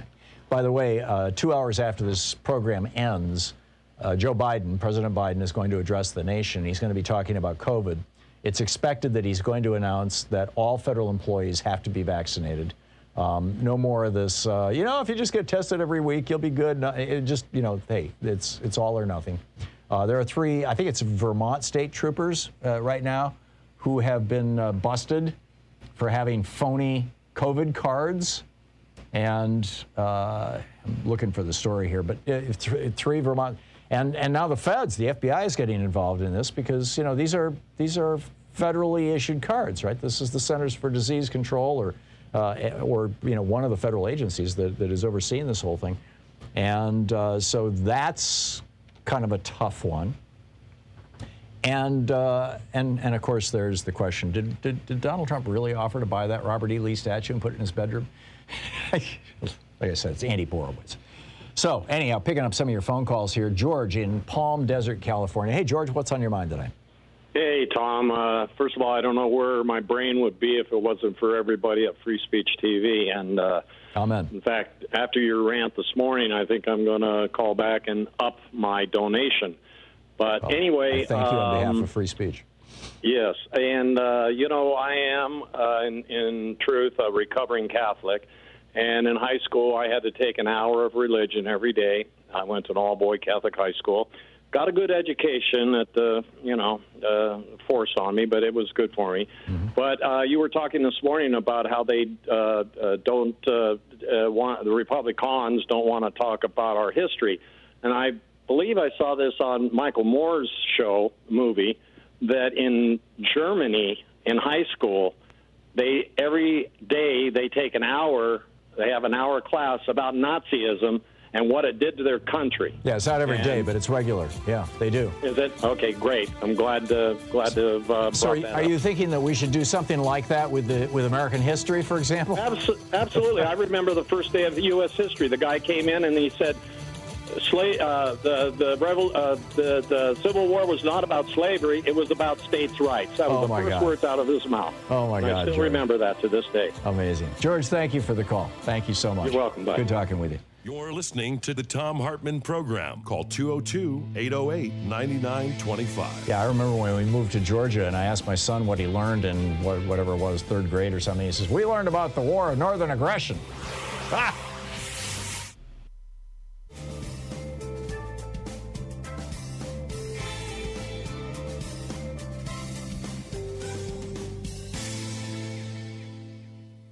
Here we are. It's another day for the Free Speech TV Fund Drive, another opportunity for you to pitch in and help this network. And not just this network, by the way. You're also helping our program. I don't talk about this much. In fact, I've rarely talked about it at all on Free Speech TV during these fund drives. But a small slice of what you contribute goes to this program as well, and the largest chunk of it, of course, goes to Free Speech TV. And it helps keep us on the air. It is part of our budget. It helps pay Sean's salary and Nate's salary, particularly Nate's, because he does all the video stuff that makes Free Speech TV possible. So, an expense that we picked up ourselves for years and years, and now we've worked this out, and so a small piece of it comes to us. So your support is useful and helpful and important, both for Free Speech TV and for our program.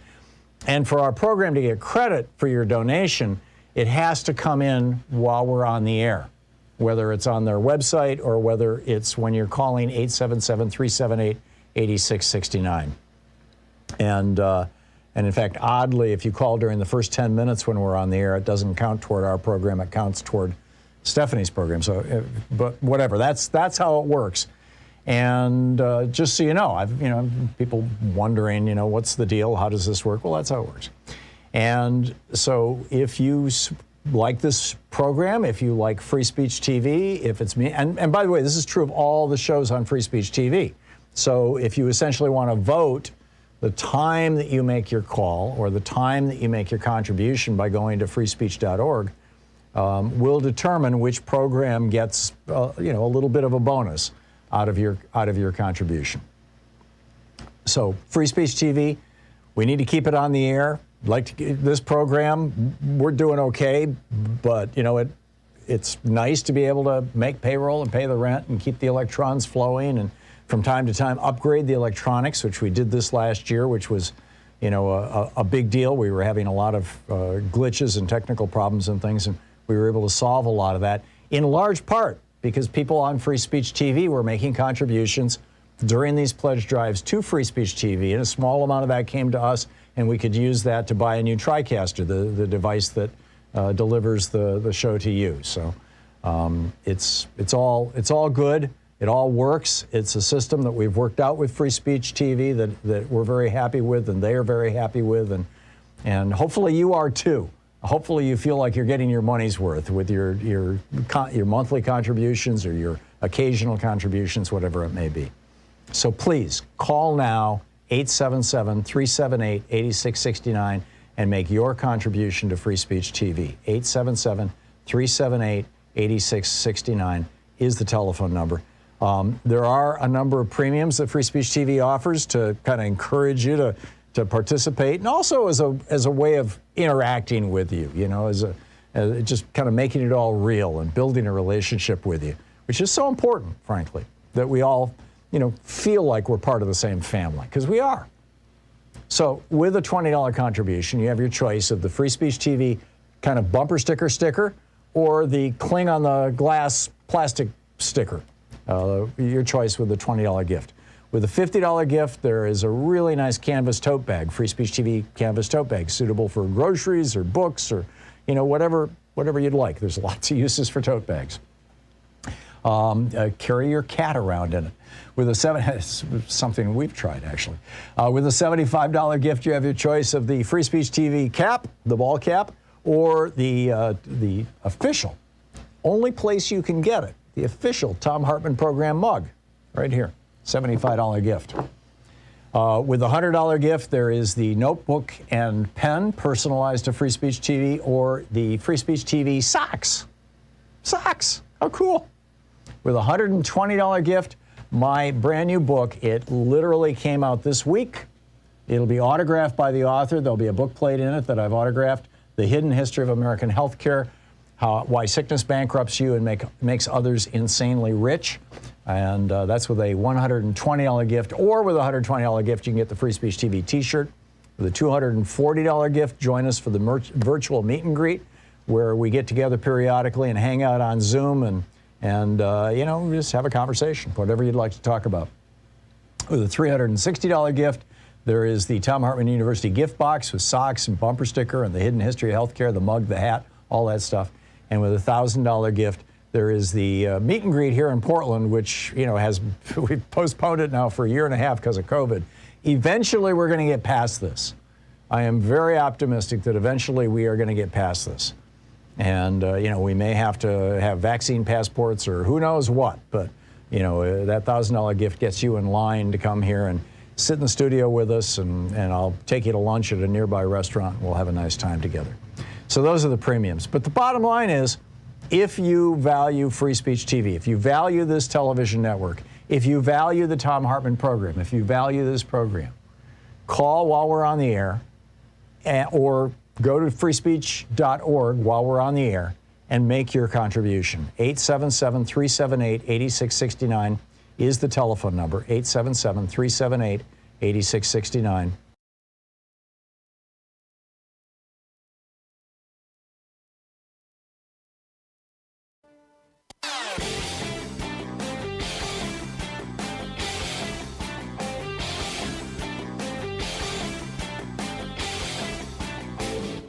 Our 1 hour free podcast recaps our show, and it's available wherever fine podcasts are found. And we have the full 3 hour podcast available over at thomhartmann.com if you want to really support our program. Hey, we have a couple of special things over at thomhartmann.com and hartmannreport.com. Of course, at hartmannreport.com, every single day, well, 6 days a week, Sunday accepted, I write a rant about an issue of the day that I think is important. Louise and I work on these together. We get them out typically around 6 in the morning Pacific time. And you'll find that at hartmannreport.com. It's free. You can sign up for it. There's no ads, whatever. But also over at thomhartmann.com, we have a video every week for the supporters of our program.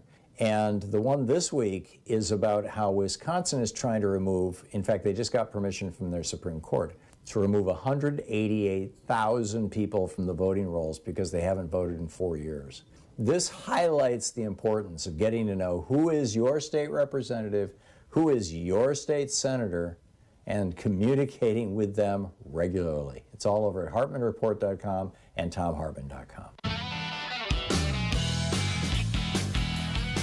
Welcome back. 35 minutes past the hour. Oh, this is kind of a sad story. Donald Trump is calling the families, apparently, of some of these troops who were killed in Afghanistan. I mean, presumably some of them, probably many of them, are Republicans. But what a pathetic grandstand effort. I mean, you wouldn't have even seen George W. Bush do something that craven to just get publicity and try to politicize things. It's really, really sad. Anyhow, let's pick up your phone calls here. Dave in New Brunswick, New Jersey. Hey, Dave, what's on your mind? Hey, I just, it's more complicated than a straight war, but I didn't know going through even college history courses that the United States had occupied the Philippines for 48 years. From 1898 to 1946, it was even a territory of the U.S. The outcome of the Spanish-American War. Yeah. Right, and we gave them independence because they fought against the Japanese when the Japanese occupied them, but... Yes. In essence, you could say that was America's longest war. Yeah, I think you probably could, or at least America's longest occupation. Good point. And wasn't Douglas MacArthur the guy who led the invasion of the Philippines back in? No, it couldn't have been MacArthur. That was way before. Yeah. No. This was during the Teddy Roosevelt. He forced the Japanese out, but there were 5,000. Right. There were 5,000 casualties in the U.S. forces in the American Civil War when we got it from Spain in 1898. Yeah, fascinating. There was all kinds of bigoted journalism about how we're reforming the monkeys in the Philippines. I don't mean to besmirch the Philippines, but yeah, no, I get it. That was certainly it's certainly, it's funny that they should mention. It would be nice if the news media mentioned the Afghanistan occupation, and then just said, "Oh, we also occupied the Philippines for 48 years." Yeah, and the racist component of it. I'm not going to use your language, Dave, but I remember similar language being used to describe Vietnamese. And certainly the right wing have been using similar language, different variations on it, to describe people in the Middle East. I mean, it's just terrible. Really quick, I had a neighbor that fought in the Philippines for the Army. He said it was, he compared it to ants. He said we had more ants than they did. Yeah, yeah. And he didn't even want to talk about the campaign in the Philippines. Yeah, I can imagine. It was a pretty brutal war. Dave, thank you for the call. Thank you very much. Haas in Los Angeles. Hey, Haas, what's on your mind today? Good morning, Tom. Thank you very much for taking my call. Long-time listener, first-time caller. Well, thank you. What's up? You should run for presidency, man. No, I shouldn't. I do what I do well, and that wouldn't be it. You got it all. You got it all. What's on your mind? I am a sustainer, and I love your show. And the reason I'm calling today is that recently, about 2 weeks ago, on CBS TV, they showed this lady who claims that if you vote yes for recalling Governor Newsom, and if you put it in an envelope, through that holes you'll see that yes, they will see that yes, and they will toss your vote. This is what she claims. It is on the video on CBS, and got over 1 million people have seen it.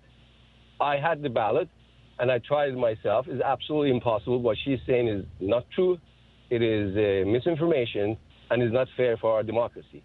I tried it, and absolutely not possible. Just wanted to see. Well, this is part of this right-wing disinformation campaign that Larry Elder and others on the right have been leading, that mail-in ballots are where voter fraud happens, and therefore we have to stop it. We've been doing all mail-in voting here in Oregon for more than 20 years. And there, to the best of my knowledge, has never been a case of anyone prosecuted for voter fraud. I mean, it's just clean as a whistle. It's just, it works perfectly. It's smooth. It works very, very well. But what they're preparing, Haas, is they're preparing when Gavin Newsom doesn't get recalled, if he wins this election, they're preparing to claim fraud so that they can claim that he's an illegitimate governor. This is all the Republican Party has anymore. It used to be, hey, we've got some ideas. Let's try cutting taxes on rich people. Let's try deregulating industry. Let's try moving factories overseas. None of those ideas worked, and so they're not talking about their ideas anymore. All they're talking about now is these myths that they can use to feed this sense of aggrievement. That we're the persecuted minority. We Republicans, they're saying. And then use that to attempt to change laws in ways that allow them to rig the elections in exactly what they're falsely accusing Democrats of doing. Spot on. There you go. As you say, it is very, very true, and I'm going to do my very, very best to expose this, and I'm going to send around and call around and try to make sure that people that vote is not, yes vote is not visible. What she did, she manipulated, held it by her hand, and I don't know if you've seen it or not. Try to see it. I haven't seen it, but I'll take your word for it, Haas. Haas, I got to move along, but thank you for the call, and thanks for the heads up on that. Yep, good to hear from you. Sadie in Donaldsonville, Georgia. Do I have it right, Sadie? Yes, that's right. Hey, what's on your mind? It's about the news. I heard the governor of Texas say he was going to get rid of racists. And it seems to me that rapists. The voting rights are rapists. Right. Yeah, rapists. But you're right. I said I'm not against men, but I'm against angry white men who want to take women's rights away. And in fact, they are committing physical domination of women or rape when they're taking those rights away. Also, with the voting rights, it seems to me it's almost like George Floyd. It's a knee on the throat of voters who would dare to vote against angry white men.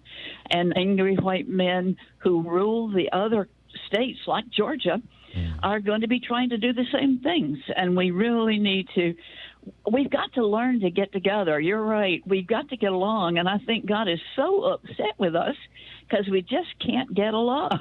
Yeah. And it's about respecting individual rights, even the mask mandate. I do it because I respect other people's right to breathe. There you go. And it's about I hear on the racist side that we're being kind racism if we say I worked with a black person, but I'm also said I can't relate to blacks as an individual, as a human being, and I think this goes deeper than body color. You're hearing that from white racists, you're saying? I'm hearing the black Democrats in my community did not allow me to participate in their voting activities last fall. Oh, I'm sorry to hear that, Sadie. I'm saying that even and the Baptists, they say that Christians don't vote Democrat. Yeah, well, Sadie, I'm just going to stop this right there. But thank you for the call. Richard in St. Louis. Hey, Richard, you wanted to add something to this conversation about the Philippines? Yes, Tom, thank you. I just thought it was, there's a historical factoid that I would tell you about with terms of our occupation of the Philippines. It was Douglas MacArthur's father who was made the governor of the Philippines when we took it over in the occupation, Arthur MacArthur. Back in the 1890s? Yes, yes. Oh, and, wow. Douglas grew up there when his father was the governor, and so he always had a great affinity. I knew there was a connection between Douglas MacArthur and the Philippines way back in the day, but that's amazing. That's amazing. Yeah, it really is. And his father was a well-known soldier as well, although he faded into obscurity when his son became so famous. But I just thought that was interesting. That's fascinating. Richard, thank you for that. It's you bet, Tom. Thank you. It's such a privilege and a pleasure to hang out with some of the smartest minds around every day on this show. We'll be right back. It's 44 minutes past the hour. Stick around. You're listening to Thom Hartmann. Visit thomhartmann.com for audio and video archives. Back with more of your calls right after this. It's 44 minutes past the hour. It's the Thom Hartmann Program, the place where despair is not an option.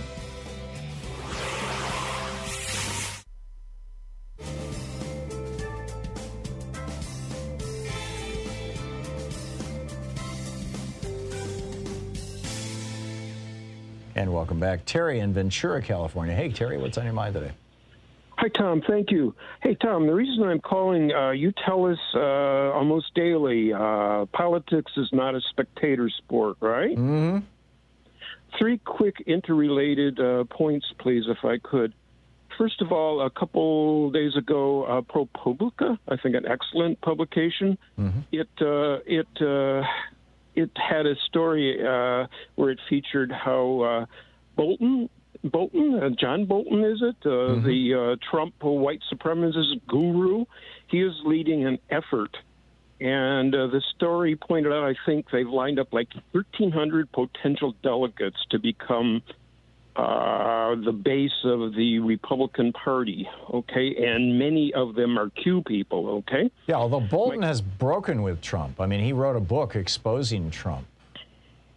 Yeah, but he's still a white nationalist. Well, he's really a neoconservative. John Bolton never met a war he didn't like.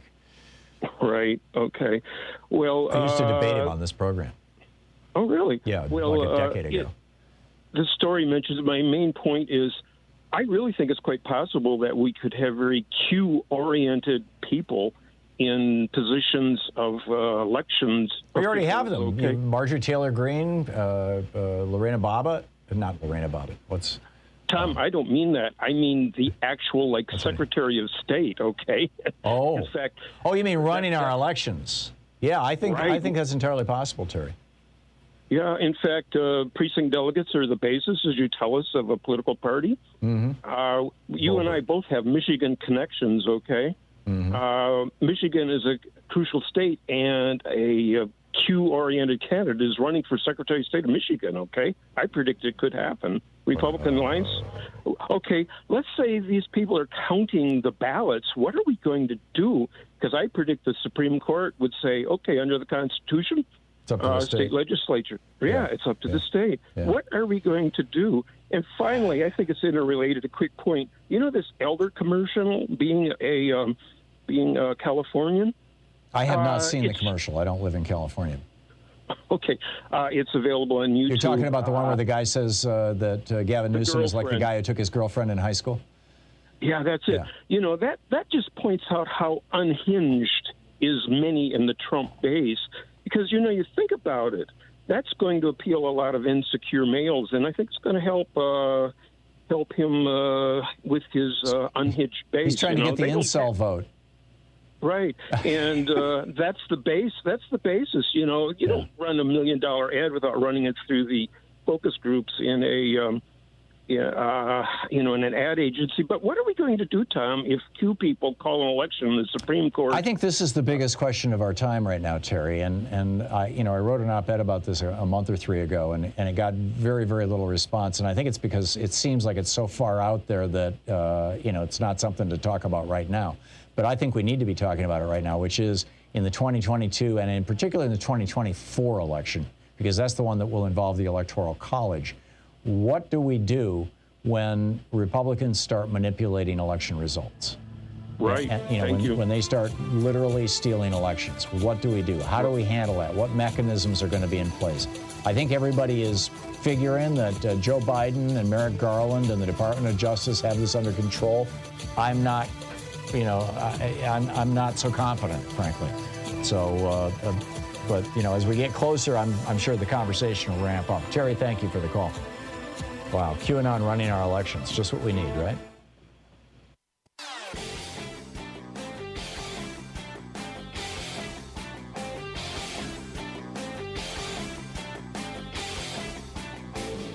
Change starts with you.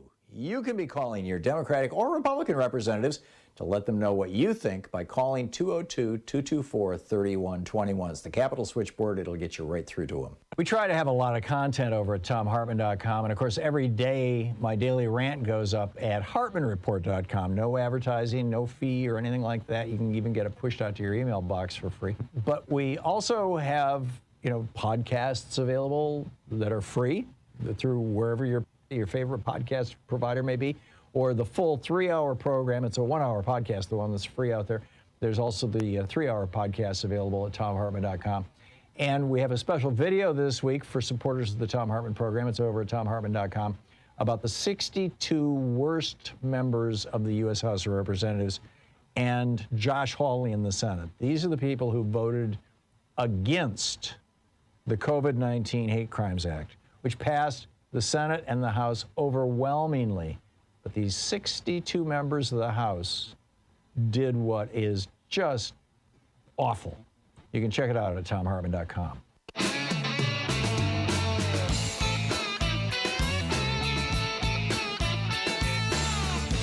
Welcome back. Thom Hartmann here with you and Jerry in Akron, Ohio. Hey, Jerry, what's on your mind today? Oh, hello, Tom. Love your show. You should be president, but I know you don't want that job. But I have an idea for the abortion problem in Texas. Okay, what's that? And I haven't heard anybody talk about it before, and I wonder what you have to say, because what I would do is they're talking about penalizing Uber drivers and doctors and nurses, and of course the woman is totally penalized, held to be 100% responsible. What about a $10,000 reward for fingering the father? The guys who get these women pregnant, they always get off the hook. Nobody talks about their responsibility. They're treating women like trash. Well, like objects that you can own. I mean, that's basically the patriarchal worldview. Jerry, I get what you're saying. First of all, just for the record, the law in Texas provides no penalties whatsoever for the woman getting the abortion. She's, and this fits into this male patriarchal worldview of, the little woman who needs to be protected, and we'll protect her by keeping her, barefoot, pregnant, and in the kitchen kind of thing. So, first of all, but secondly, if, and I get what you're saying about the father, but I'm just not a fan of doing bounty things. But if they're going to really hold to this idea that a zygote, something the size of a kidney bean with a tail on it that doesn't have a heart, that couldn't beat, even though they call it the Texas heartbeat law, if they're going to hold to the idea that that zygote is a human being, then let's ID the fathers and have child support start at that point. Let's let women who are pregnant buy life insurance policies. For the zygote. I mean, there's so many ways that you can. It's sort of like the way that we demonstrate how ridiculous corporate personhood is. The corporations have rights under the Constitution, and yet they can't reproduce, they can't get married, they can't. Two corporations merge. Is that a marriage? If you have three corporations merge, is that bigamy? So. The absurdity of some of these positions, I think, becomes apparent, but they still persist in law. And I think we just need to keep pushing it and pointing out how absurd and, frankly, obscene it really is. Jerry, I got to move along. Thank you for the call. Thomas in Columbus, Ohio. Hey, Thomas, what's on your mind today? Hi, Tom. How are you today, sir? I'm well. How about you? Well, I'm doing well. I'm going to ask a question. Considering what the Supreme Court did a couple weeks ago in favor of the voter suppression restriction clause, and the likelihood of John Lewis Act, the Voting Rights Act, HB 1, not getting passed, what can we do? And wasn't it you that called the Republican Party the American Taliban? I may have at various times, I'm not sure. But are you asking that question rhetorically, or are you offering a solution? What can we do? What can be done? Well, the first one is rhetorically, because I don't know what we can do. Yeah, what I think we have to, I don't see, there's two things. One is kind of out of our hands, and that is, the Biden administration and the Justice Department really using the power of public persuasion, using the backroom power to get Manchin and Sinema in line, doing away with the filibuster, stuff like that. We can influence that at a certain level by calling your members of the United States Senate. The switchboard number is 202-224-3121. And you can just ask for your senator. If you're not sure who your two senators are, you can tell them what state you're from, and they'll tell you and they'll connect you. So, end the filibuster. Let's get some stuff done here. Number one. And number two, I think that we have to make sure that everybody we know is registered to vote. We need to make sure that everybody we know who's, aligned with our values and our worldview, that a month before the election, weeks before the election, you double check to make sure that you're still registered to vote. Because if you got a Republican Secretary of State or a Republican controlled state, they may well be, making it impossible to vote or difficult to vote. And we need to show up in absolutely overwhelming numbers. And I suspect, frankly, that may be exactly what's going to happen next year, Thomas. I really think that's possible. Thomas, thank you for the call. Dave in Albany, New York. Hey, Dave, what's on your mind? Hey, I'm following up on the earlier discussion about the Philippines. Mm-hmm. And what's interesting about it is we ended up with the Philippines as a result of the Spanish-American War, and the immediate response of the Americans upon occupying the Philippines was that we had to Christianize the country. You're right. Because our little brown there did not have the benefit of Christianity.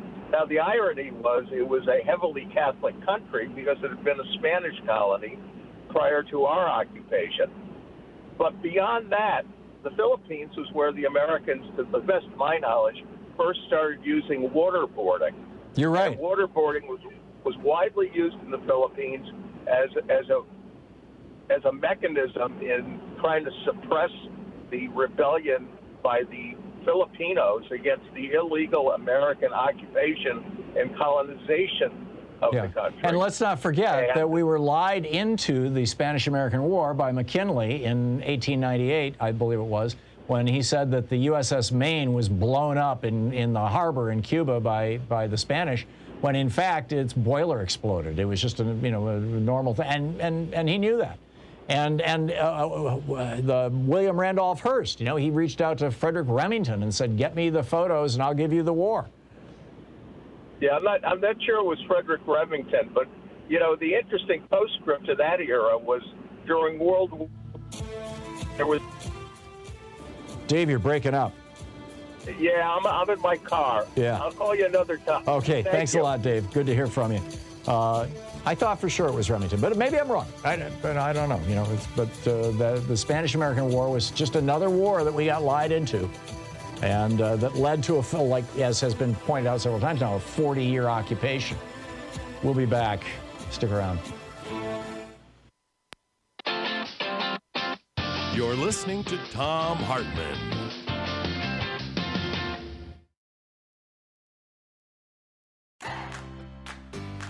These companies support the Thom Hartmann Program. They are HelloFresh, the #1 meal kit delivery service. More information at HelloFresh.com, code TOM. CB Distillery for sleeping and pain relief. More info at cbdistillery.com, code TOM. Dinovite, only the best all-natural pet supplements. More info at dinovite.com. Annie's Kit Clubs, creativity delivered right to your door. More info at annieskitclubs.com/Tom. Wild Alaskan Company, delicious, sustainably sourced seafood delivered right to your door. More information at wildalaskancompany.com/Tom. And Mack Weldon, reinventing men's basics. More info at mackweldon.com/Tom.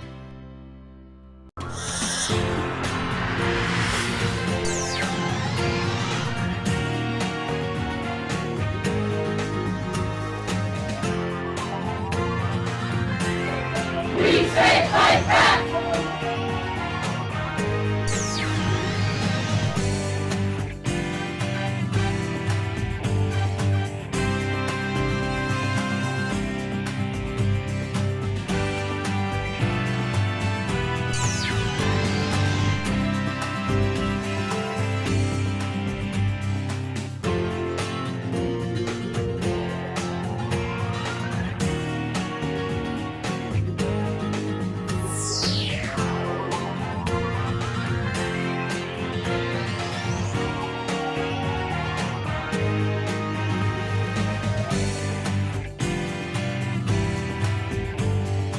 Here we are. It's another day of the Free Speech TV Fund Drive, another opportunity for you to pitch in and help this network. And not just this network, by the way. You're also helping our program. I don't talk about this much. In fact, I've rarely talked about it at all on Free Speech TV during these fund drives. But a small slice of what you contribute goes to this program as well, and the largest chunk of it, of course, goes to Free Speech TV. And it helps keep us on the air. It is part of our budget. It helps pay Sean's salary and Nate's salary, particularly Nate's, because he does all the video stuff that makes Free Speech TV possible. So, an expense that we picked up ourselves for years and years, and now we've worked this out, and so a small piece of it comes to us. So your support is useful and helpful and important, both for Free Speech TV and for our program. And for our program to get credit for your donation, it has to come in while we're on the air, whether it's on their website or whether it's when you're calling 877-378-8669. And in fact, oddly, if you call during the first 10 minutes when we're on the air, it doesn't count toward our program. It counts toward Stephanie's program. So, but whatever, that's how it works. And just so you know, people wondering, what's the deal? How does this work? Well, that's how it works. And so if you like this program, if you like Free Speech TV, if it's me, and by the way, this is true of all the shows on Free Speech TV.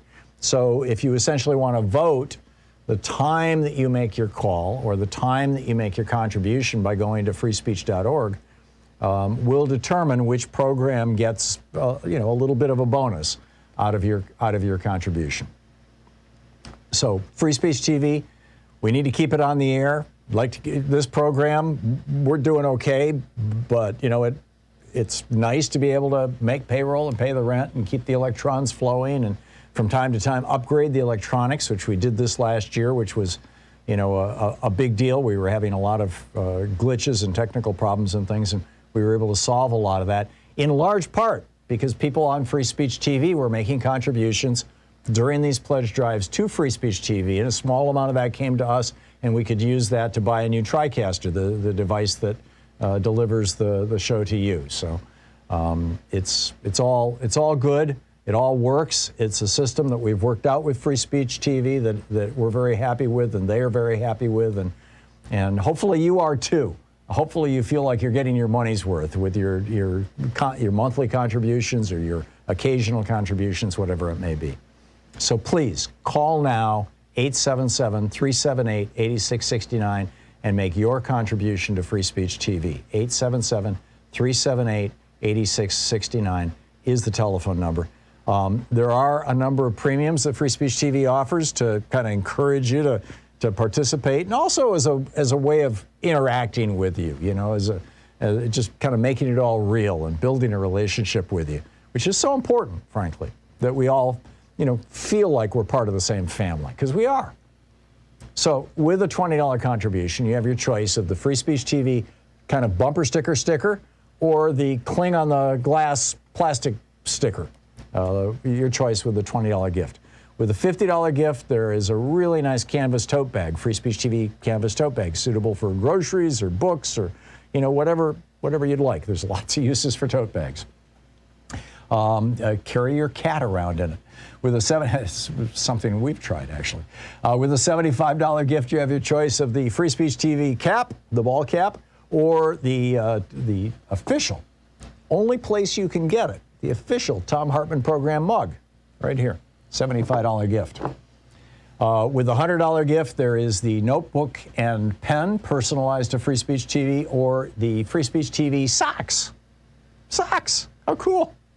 With a $120 gift, my brand new book, it literally came out this week. It'll be autographed by the author. There'll be a book plate in it that I've autographed, The Hidden History of American Healthcare, Why Sickness Bankrupts You and Makes Others Insanely Rich. And that's with a $120 gift, or with a $120 gift, you can get the Free Speech TV t-shirt. With a $240 gift, join us for the virtual meet and greet, where we get together periodically and hang out on Zoom and you know, just have a conversation, whatever you'd like to talk about. With a $360 gift, there is the Thom Hartmann University gift box with socks and bumper sticker and the Hidden History of Healthcare, the mug, the hat, all that stuff. And with a $1,000 gift, there is the meet and greet here in Portland, which, you know, we've postponed it now for a year and a half because of COVID. Eventually, we're going to get past this. I am very optimistic that eventually we are going to get past this. And, you know, we may have to have vaccine passports or who knows what, but, you know, that $1,000 gift gets you in line to come here and sit in the studio with us, and I'll take you to lunch at a nearby restaurant, and we'll have a nice time together.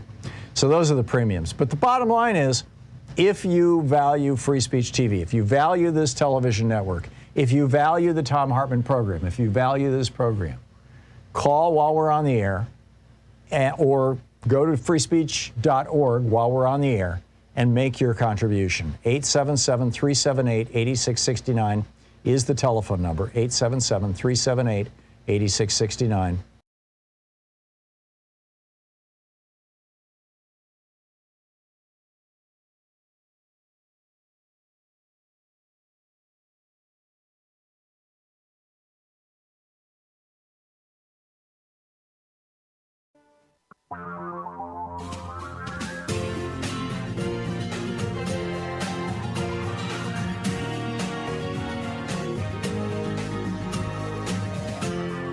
This is the Thom Hartmann Program.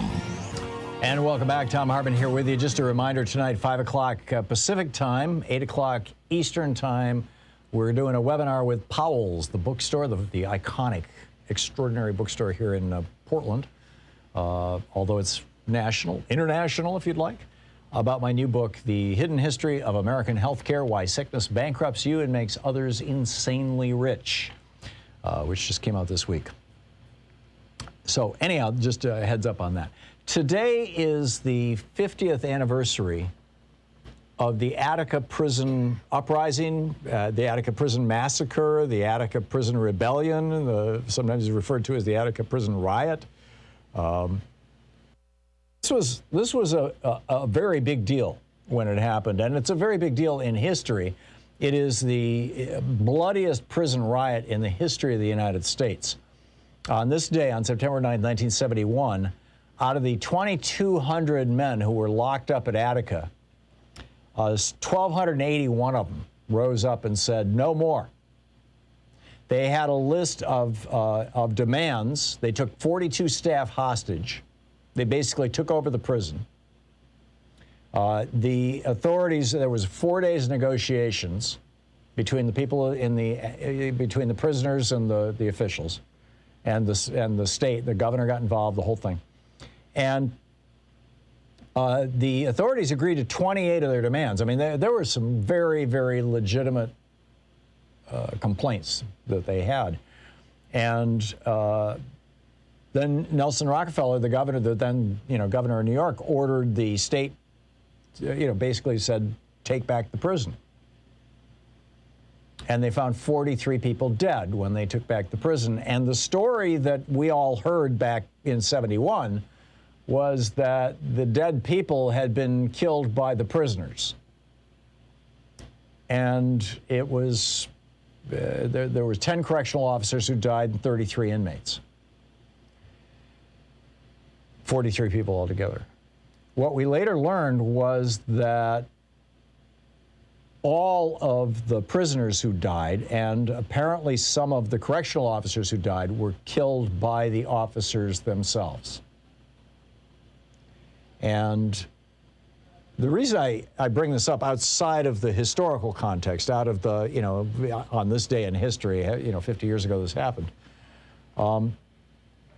is this piece that ran in Time magazine yesterday by Heather Ann Thompson, titled 50 Years After Attica, Prisoners Are Still Protesting Brutal Conditions. Will America Finally Listen? And she notes, she opens the piece by saying it happened in January. Now we're talking 2021. It happened in January inside California's Santa Clara County jails. In April of last year, it happened at the Westville Correctional Facility in Indiana. It happened 2 separate times this year alone at the St. Louis City Justice Center. American prisoners basically, well, she uses the word erupted. I think you could call it rebellion. And in fact, she quotes one of the people who was in this prison in Missouri telling a journalist, rebellion is our only grievance system.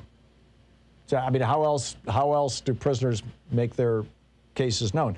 Now, most of the prison riots and jail rebellions that have happened over the last year and a half have been not so much over the brutality that's being inflicted on people routinely, which was at the basis of Attica, a prison guard culture of violence and sadism. But around COVID, that's what's, the fact that the prisons are not dealing with COVID well, and the prisoners are mad as hell and not going to take it anymore. But the frame that I wanted to drop this into, and then I'll end my rant and pick up your phone calls here, but the frame I wanted to put this in is the correction system as a whole. I think we have to acknowledge that there are some people, for whatever reason, who are so damaged that they do have to be separated from society, in some cases, for their entire lives. I mean, we just have to acknowledge that. On the other end of the spectrum, there are some people who have broken laws and committed crimes who are genuinely remorseful and want to repay their debt to society and want to reintegrate themselves into society in a more, appropriate and wholesome way after having repaid their debt to society. And we conflate these, or we mix these two together in ways that turn people who are not career criminals into career criminals, that do extraordinary psychological damage to a lot of people who probably shouldn't be this kind of punishment should not be inflicted upon them. And we hurt ourselves as a society in the process. I have said many times in this program and many times over the years that I think probably the most important documentary, maybe the most important documentary I've seen in my life, is Michael Moore's Where to Invade Next, where he goes around the world and looks at different countries and how they're dealing with things from healthcare to paid family leave to prisons. And he goes to Norway and he looks at the prison system in Norway, and it's literally a whole completely different thing. It's focused on rehabilitation. And we have a prison system that is focused on punishment. Now, I'm not saying that punishment shouldn't be part of this, but just being incarcerated is massive punishment. Having your liberty taken away is incredibly traumatizing. But then to be brutalized on top of that, that moves us out of corrections and punishment and into a realm that I think you can only describe as torture. And frankly, I believe that this came out of, and I think there's fairly good evidence for it, and we've had people on this program, Maya Shenwar in particular, multiple times, talking about this, that this came out of our experience with slavery as a nation, our enslaving other human beings, and the methods that, as a nation, I say we, obviously I'm talking about white people in this country, used to enforce the brutality of slavery. And it is still with us. And it is still very much a part of the culture of imprisonment. And it's embodied by people like Donald Trump telling a convention of police chiefs, when you put that guy in the car, the suspect, a person who has not been convicted of any kind of crime, put that guy in the car, rough him up a little, right? Don't put your hand over his head so he doesn't bang his head on the door. Just, slam him in there. Obviously, I'm paraphrasing. You recall the incident. And it's a mentality that is particularly directed toward people of color. There's a new viral video going on, a new video that's going viral right now out of Chicago of a woman who was walking through a park, and she's black. A white police officer came up and said, "You got to leave the park." She's like, okay. She's heading for the exit. She walks past 4 white people. The cop has not said a word to any of them, but he's following her with a gun. And somebody caught it on video, and she thought she was going to be killed. He went nuts on her. And he's now on administrative leave, which means he's still getting his paycheck and doesn't have to work. And it's like there is this punitive, violent culture in this country that, as I said, I think echoes back to slavery. And we have to figure out a way to pull this weed out by its roots. And a lot of it is based in racism, obviously, but a lot of it is also based in our culture, in the way we raise our kids, in the way that we entertain ourselves with our movies. The whole kind of Bruce Willis mentality. Not to pick on Bruce Willis, he's a great actor, but you get what I'm saying. The vigilante justice kind of thing, the mythology of the Wild West and all that. And I'll just wrap this up by saying, Attica is still with us. And our prisons are still brutal places, far more brutal than the prisons in Europe, for example. And if we don't start looking at ways to reform the way that we're treating essentially ourselves, we're going to continue to have these kinds of crises in the United States that are frankly not healthy for us as a society, not to mention the brutality that is routinely, just gratuitously inflicted on people who have committed crimes, but in most cases, not crimes deserving of that kind of brutality. So, end of rant. We'll pick up your calls right after the break. It's 16 minutes past the hour. This is the Thom Hartmann Program. It's the place where despair is not an option. The Thom Hartmann Program, back with your calls right after this.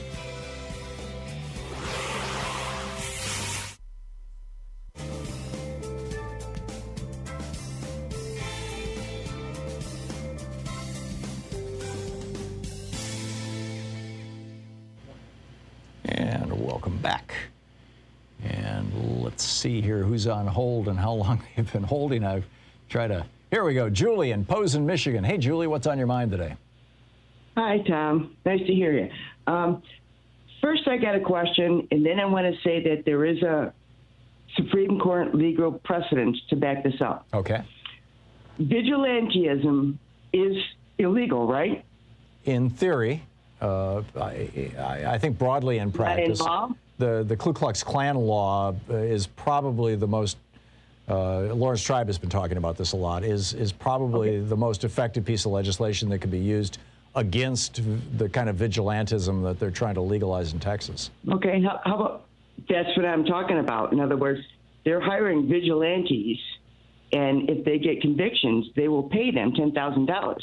In other words, they're hiring, right. It's illegal. Well, it is and it isn't, Julie, because we also have a law that if I know that you are cheating on your taxes and I can turn you into the IRS and get a reward, which is... Yeah, but you're not getting paid by the state to do it. Yeah, I get a reward. Story. I get a piece of what the IRS gets. Okay. Now, okay, let me mention this. I got this from Rachel Maddow. Mm-hmm. Years and years ago, there was this bar that tried to get a liquor license, and at the time, churches were giving out liquor licenses. No, churches could say no. If you were within a certain number of feet of a church, the church could veto your liquor. I saw the segment, but keep going. Keep going, Julie. Yeah, well, they took them all the way to the Supreme Court. And won. And they won. Yep. Not, the church didn't win, the bar won. It's a government thing, right. not in other words, you can't put this on other people. Mm-hmm. So isn't this kind of the same thing? They're putting on other people to... I think so. It's what that case before the Supreme Court was about was allowing an agency or an institution which is not part of government. In this case, it was the Catholic Church, the Armenian Catholic Church that was on the other side of the alley from the restaurant that wanted to have a liquor license.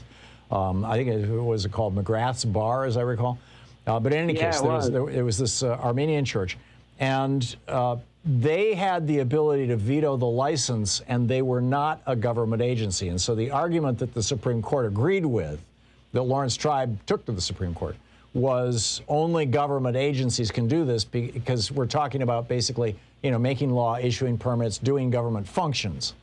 But I think that the argument that a government can't give $10,000 to a vigilante for outing a woman on an abortion probably falls squarely within that. The thing that I didn't hear discussed on Rachel's show last night when she was talking about this was what about the bounties that the IRS offers to people who turn in companies and individuals who are cheating on their taxes? How is that different? And I don't know the answer to that question. But I do know that there is a certain amount of vigilantism, for lack of a better word, that we tolerate in the society or that we even encourage. And yeah, but this is government. I mean, this is the state of Texas paying for that. That's correct. In other words, they're technically hiring vigilantes. Right, but those vigilantes are not. They're not blocking somebody from getting a liquor license. They're not stopping. Well, they're not even really stopping the abortion. They're the tattletales. Yeah, I don't know, Julie. I mean, they have opened a huge can of worms here. And it's going to be real interesting to see how it shakes out. Julie, thank you for the call. Thank you very much. It's 20 minutes past the hour. We'll be right back.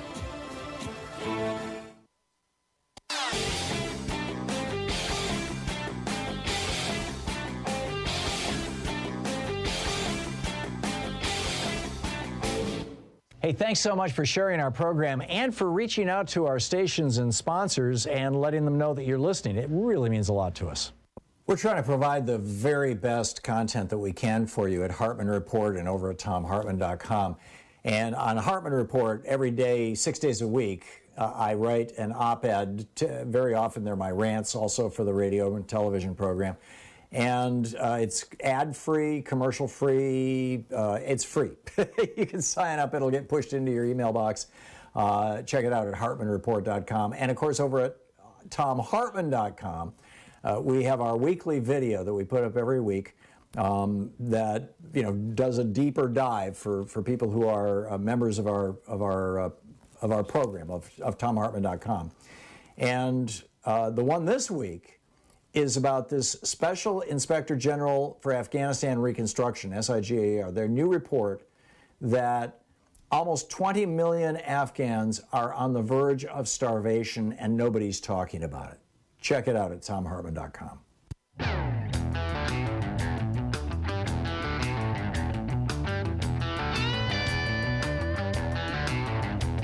And welcome back. Thom Hartmann here with you and Jonathan in Portland. Hey, Jonathan, what's up? Hi, Tom. So I was calling to ask your opinion. The reason I love your show is because I learn a tremendous amount about history and about the Constitution. And it would seem to me that the right to privacy is a central tenet of our democracy. And I wanted to bring that up in context with abortion because it's my understanding that the central point of Roe v. Wade is that it's a privacy right. That's correct. It's not a matter of when a baby becomes a baby, and yet the public discussion never seems to focus on that. And the only thing that I can attribute it to is that the right to privacy is simply too abstract for most people to understand. And I would say, in relation to your rant about slavery, I would say the antithesis of privacy is slavery. So on to you. Yeah, it's a good point. Roe didn't establish the 3-trimester standards. Roe simply legalized abortion, essentially. That was a subsequent case called Casey versus Planned Parenthood, as I recall. And in Casey, the Supreme Court really made law by coming up with the 3 trimesters and having different standards for each one of those 3 trimesters, although they made law that was largely consistent with biology and science. But the privacy part, I think it's an important point. And the founders did not use the word privacy because it had that word had a completely different meaning, pre-1880. It meant use the bathroom, use the toilet. People had outhouses, and they were called privies. And if you wanted to use the bathroom, you'd say, I need some privacy. And it was code for, and it wasn't until Thomas Crapper invented the flush toilet and those things moved indoors that we started using the word privacy in a different way. And that was the latter half of the 19th century. And this was, of course, was all written in the 18th century. So they used they were very specific. You have the right to safety and security of your person's papers. I'm forgetting the exact language of the Fourth Amendment here, but I'll find it and read it to you very quickly. The right of people to be secure in their persons, houses, papers, and effects against unreasonable searches and seizures shall not be violated. And they also, in Roe, they also cited the 9th Amendment and the 10th Amendment, and I believe the 5th Amendment, as all falling under what Justice, I think it might have been Rehnquist, defined as the penumbra of privacy, and redefined that. So, I think it's a key to our democracy, Jonathan. I think your point is very well made, and thank you for the call. Michael in Bangor, Maine. Hey, Michael, what's up? Tom, how are you today? I'm well. It just occurred to me we only have a minute and a half, so I'm just. I promised you last time you called I'd give you a little more time, but I have a hard break coming here, and then after that we got Katrina vanden Heuvel. What's on your mind? Very quickly, first, what you just said about privacy and all that we can discuss at another time because it's very interesting. The Constitution never created a right to privacy. The Supreme Court had to, and that's what concerns a lot of conservatives like me. It's not constitutionally based. It's almost quasi-common law. Second point, the lady that just called you and was talking about vigilantism, the distinction here, and it's not good as a conservative, the vigilantism that is being professed through the statute is it's against practicing a right that is law at the moment. which is different than if you report an IRS bad guy. So there is a distinction there. Oh, yeah, because that's revealing a crime, and in this case, there's no crime involved in getting the abortion. For the most part. Right. Correct. I mean, at least in theory. Yeah. And on viability, and on viability, the last thing I want to bring up, and I'll say it very quickly, it's a canard for both sides. A baby does not exist outside the womb unless it gets 3 to 5 years of help, and then it still needs help to 18. The viability argument should never exist. We should just decide as a country whether we want to assign life at gestation or not. Yeah, and that's You're listening to hang the on Thom just a second, Hartmann Michael. Program. Call 202-808-9925. At what point in gestation? I think you mean, and I don't disagree with you. I think that we need to have this national conversation. We'll be back with Katrina vanden Heuvel.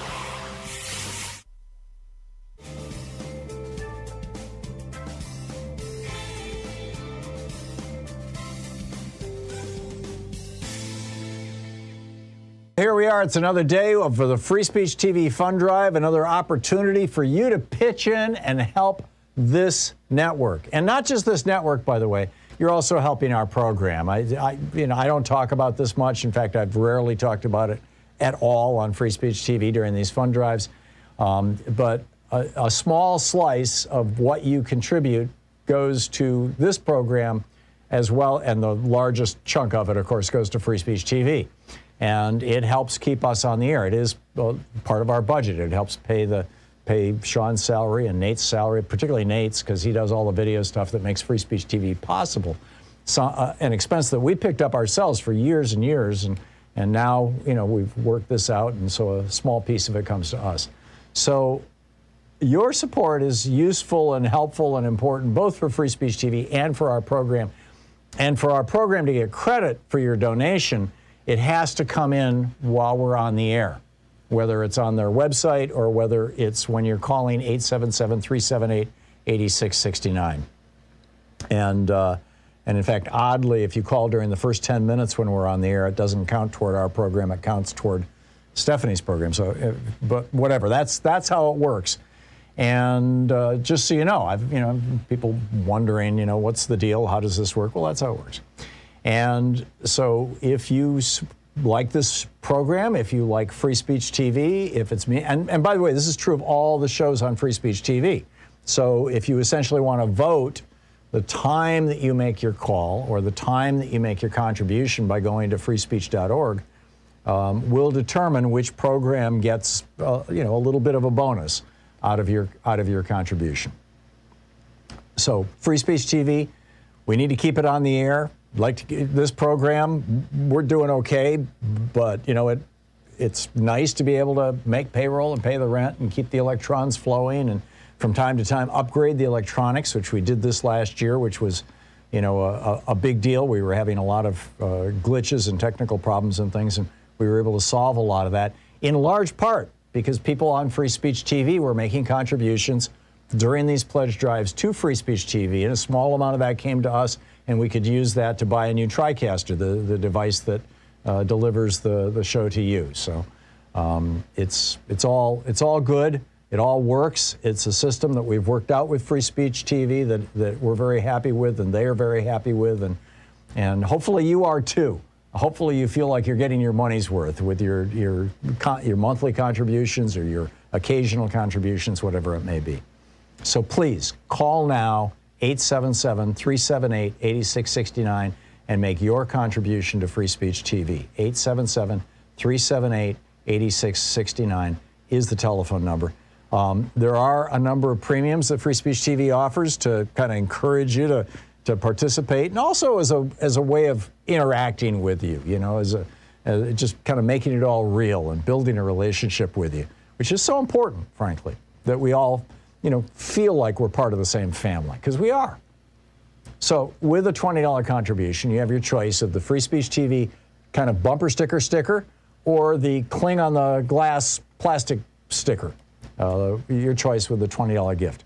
With a $50 gift, there is a really nice canvas tote bag, Free Speech TV canvas tote bag, suitable for groceries or books or whatever whatever you'd like. There's lots of uses for tote bags. Carry your cat around in it. With something we've tried, actually.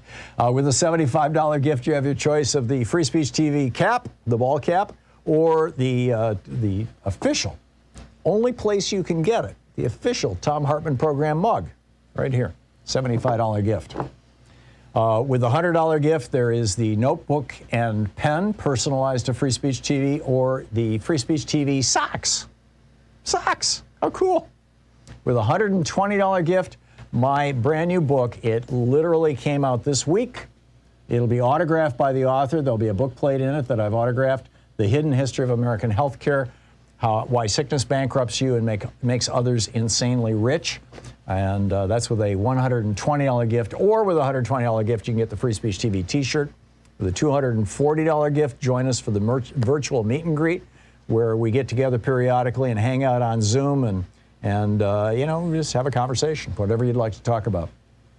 With a $360 gift, there is the Thom Hartmann University gift box with socks and bumper sticker and the Hidden History of Healthcare, the mug, the hat, all that stuff. And with a $1,000 gift, there is the meet and greet here in Portland, which, we've postponed it now for a year and a half because of COVID. Eventually, we're going to get past this.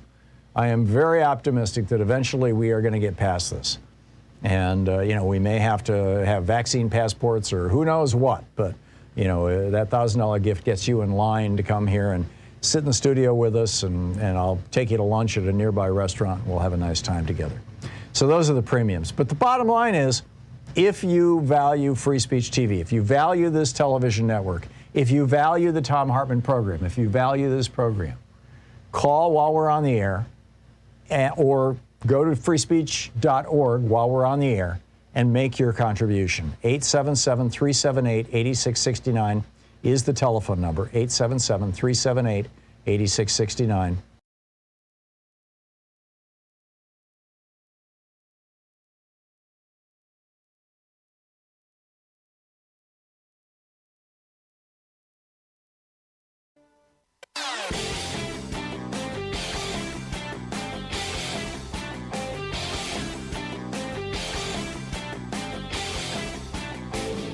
Share the Thom Hartmann Program with your friends. We're available on SiriusXM, Free Speech TV, Pacifica, commercial stations nationwide, YouTube, Twitter, Facebook, on the Thom Hartmann app, and you can even tell your smart speaker to listen to the Thom Hartmann Program. So there are actually some substantial differences between the Taliban, the Afghanistan Taliban, the group that has, that Donald Trump signed what his Secretary of State his defense secretary and his national security advisor referred to as surrender documents to back in early 2020. There's a difference between the Taliban and ISIS, even K-ISIS, which is how they're identifying the ISIS group that has emerged in Afghanistan. The main difference is that the Taliban's ambitions are largely confined to Afghanistan. They want to be a regional force. They were the government of Afghanistan before. They want to be the government of Afghanistan again. ISIS, on the other hand, wants to reestablish the entire caliphate across the Middle East, across northern Africa, across parts of southern Europe. And this is going to bring these two into conflict. I've got a whole video about this over at thomhartmann.com for folks who support the program. Check it out. And welcome back. On the line with us is Katrina vanden Heuvel, the editorial director and publisher at The Nation magazine. TheNation.com is the website. Also writes a weekly column for The Washington Post. Katrina's Twitter handle is Katrina Nation, or @TheNation. And Katrina, welcome back to the program. And you've got this piece by Tariq Ali in the current issue of The Nation, I believe it is absolutely brilliant. The War on Terror, 20 Years of Bloodshed and Delusion. You are such an astute observer of the political scene, not just in the United States, but around the world. I'm wondering your take on this apparent repudiation of stupid, unnecessary, lied us into kinds of wars and long-term occupations that we seem to be backing away from, but maybe not. Tom, you were quoting from my great colleague John Nichols' book on Henry Wallace, the fight for the soul of the Democratic Party. You know, the nation was founded in 1865 by abolitionists, and if there's one cross thread throughout the history of the nation, it is the belief that military misadventures abroad, occupation of countries, we don't know their history, we have no right to remake their country, doesn't lead to a real democracy at home. And I think that on this 20th anniversary of 9/11, the ability to have a reckoning without vengeance, but a reckoning, a rethinking, a reimagining of our security and what we mean by security would be so vital, because we have squandered resources in the search for security. And as I think Tariq Ali writes, you know, the blowback, the creation of more terrorists as a result of the global, quote, war on terrorism. We were at a couple miles from 9/11 on that criminal day, and we watched all day and tore up the magazine. It was tearing up then. And the ability to reconcile one's personal and political beliefs with balancing individual grief and anger at the attacks with a responsibility to be proportional, just, and seek a different outcome than what we engaged in. So I think it's a moment.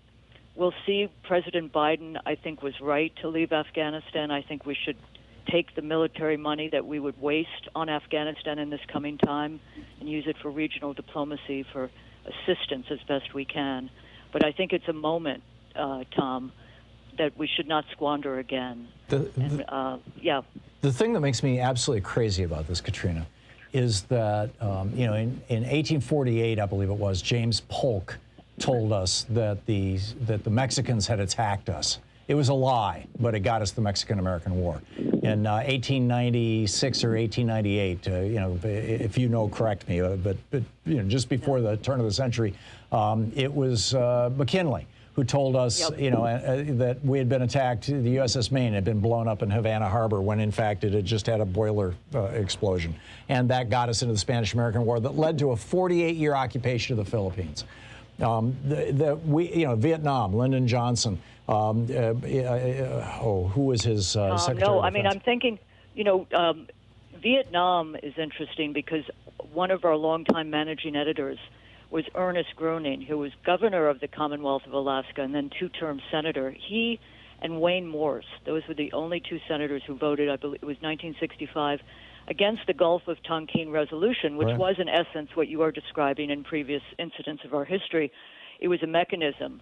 It was a lie to get America more involved in the war. And think of Iraq, Tom, how much time you've spent discussing how we, you know, the president lied, people died. And I think that is the gravest sin to commit against men and women. This is where I was going with this. What makes me crazy about this is that we're doing all these 20-year anniversary retrospectives, and none of them are looking at how we got into this. I mean, in Afghanistan, for example, the Taliban offered to arrest bin Laden, and George W. Bush was like, no, I want to have a war, point one. You know, Tom, I titled a column in the Post a week or so ago, let's look at how we got in, not got out. Exactly. How one gets out of a war is, you know, the footage was horrifying, but a year before, Tom, the national networks, and the majority of Americans still get their news from the nightly networks, had spent about 5 minutes on Afghanistan.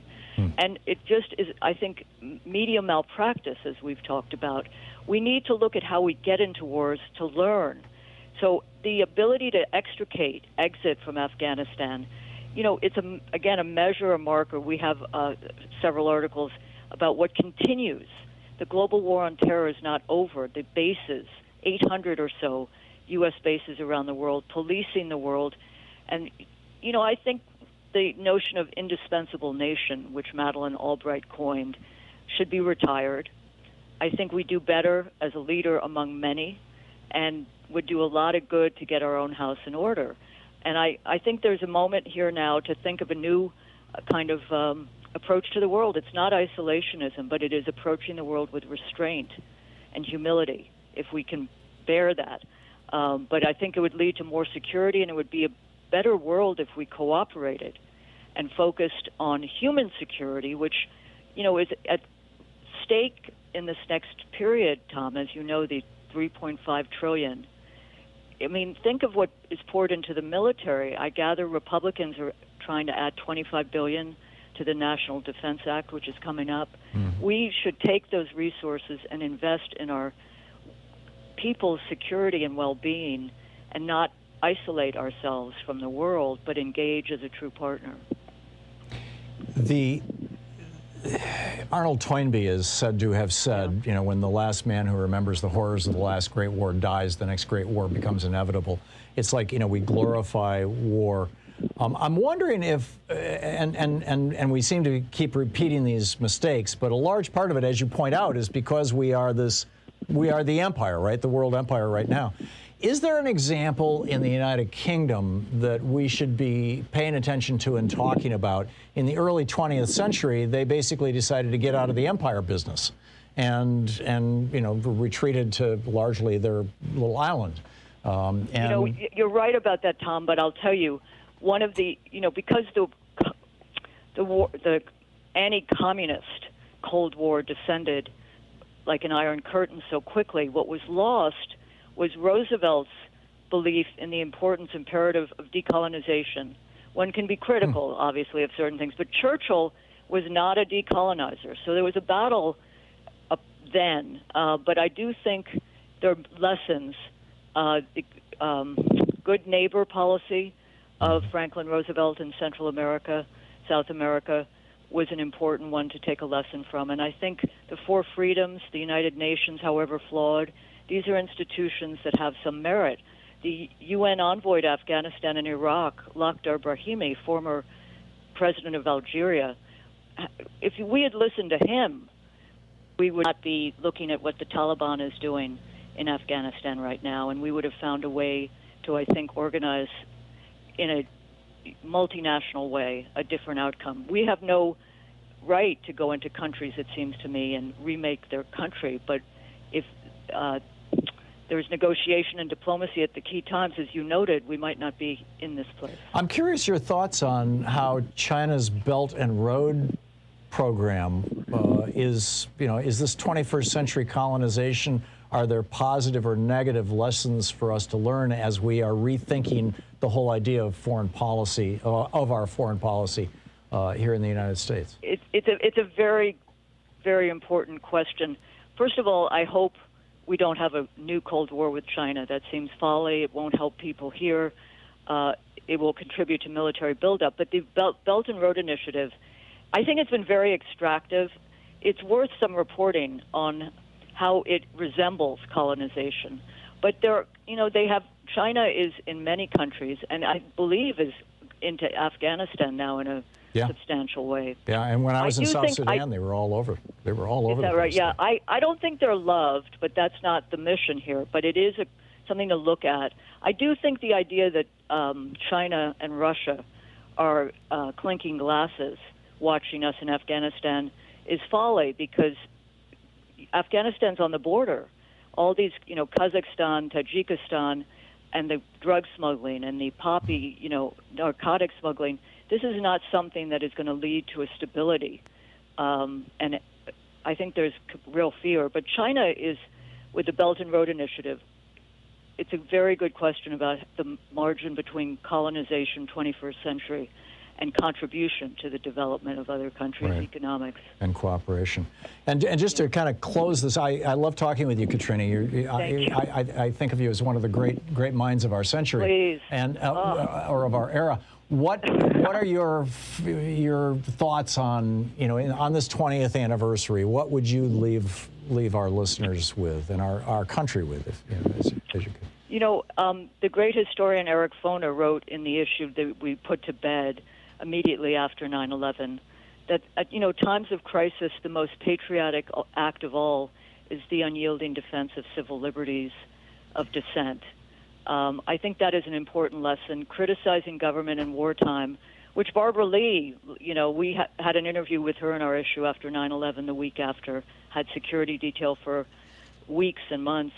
I think it's important that people understand that war must be the very, very, very last alternative before every other means is exhausted, and why people are fearful of peace, which is not just the absence of war, but the absence of justice. I think the idea of peace is one that could be rehabilitated in terms of our times. And I leave you with that. Powerful stuff. Katrina vanden Heuvel, the editorial director and publisher of The Nation magazine, thenation.com.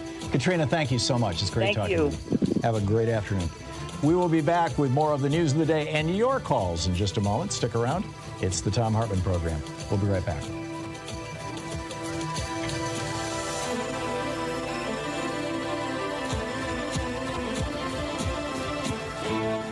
You're listening to Thom Hartmann. Visit thomhartmann.com for audio and video archives. Talk media for the sane among us. And yes, there are still some of us here. We'll be right back.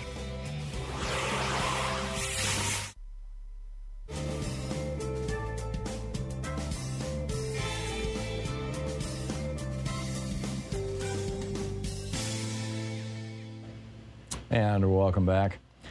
James in Spokane, Washington. Hey, James, what's on your mind today?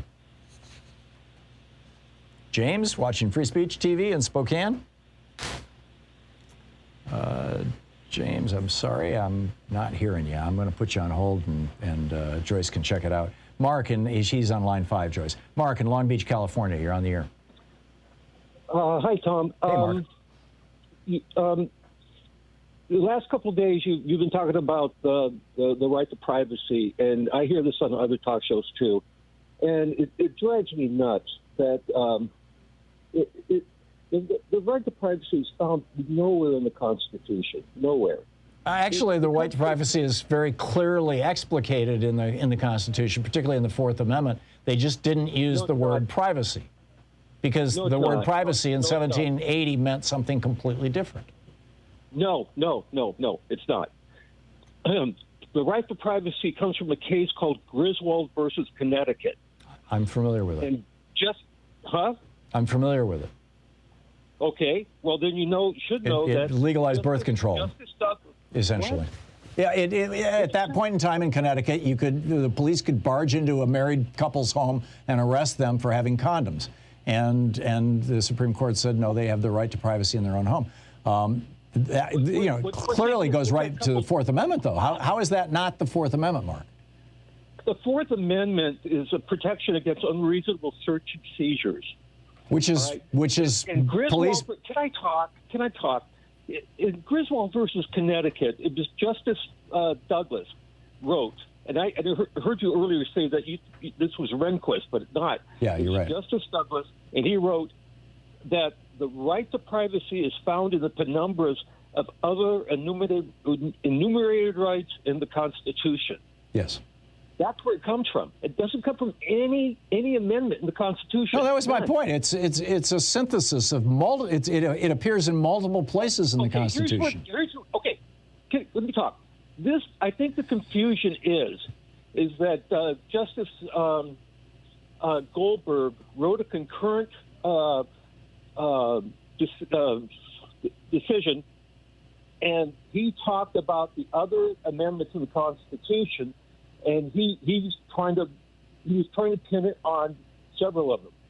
He said he concluded that it should be in the Ninth Amendment. No, the Ninth Amendment is a catch-all amendment, right?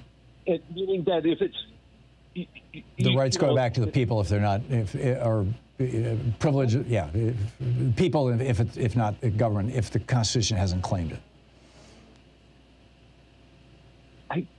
This says it's not limited.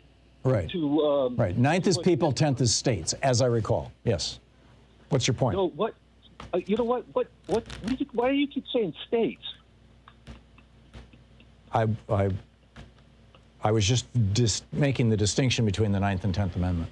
Those two amendments both say largely the same thing, which is that if we're not grabbing, the enumeration in the Constitution of certain rights shall not be construed to deny or disparage others retained by the people. That's the Ninth. And then the 10th, the power is not delegated nor prohibited to it by the states, are reserved to the states, respectively, or the people, the 10th. I think that's both. Mark, I'm sorry, we're out of time, but thank you for the call. I hope I let you talk enough. We'll be right back. It's 51 minutes past the hour.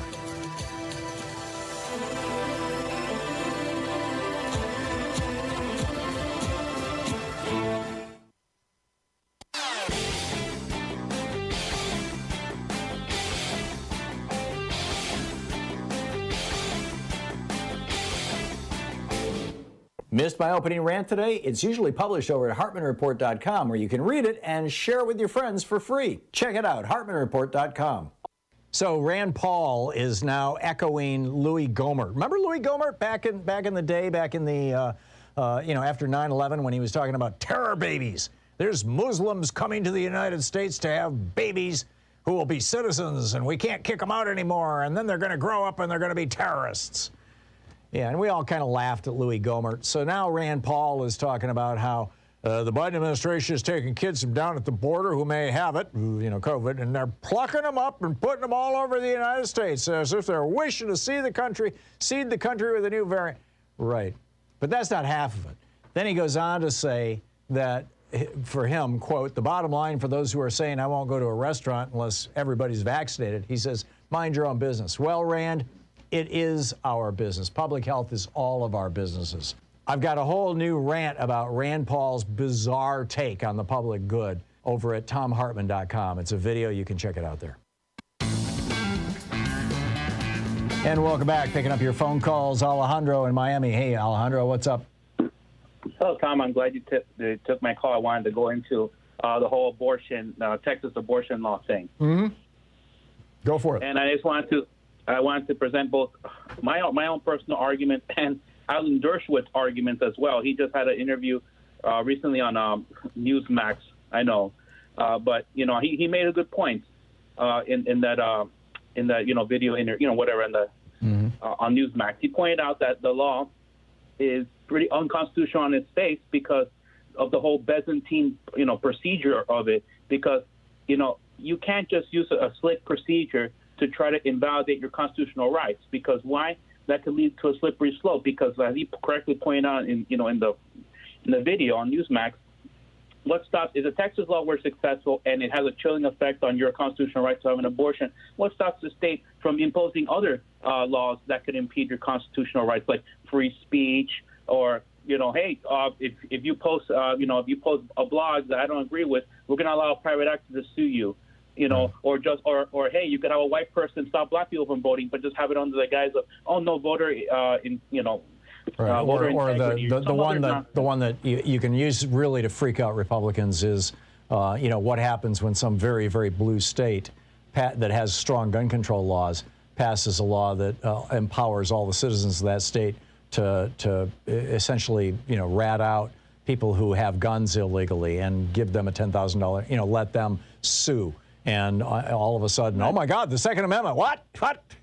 So yeah, I get it. Right. No, and that's why I think this law is not going to survive.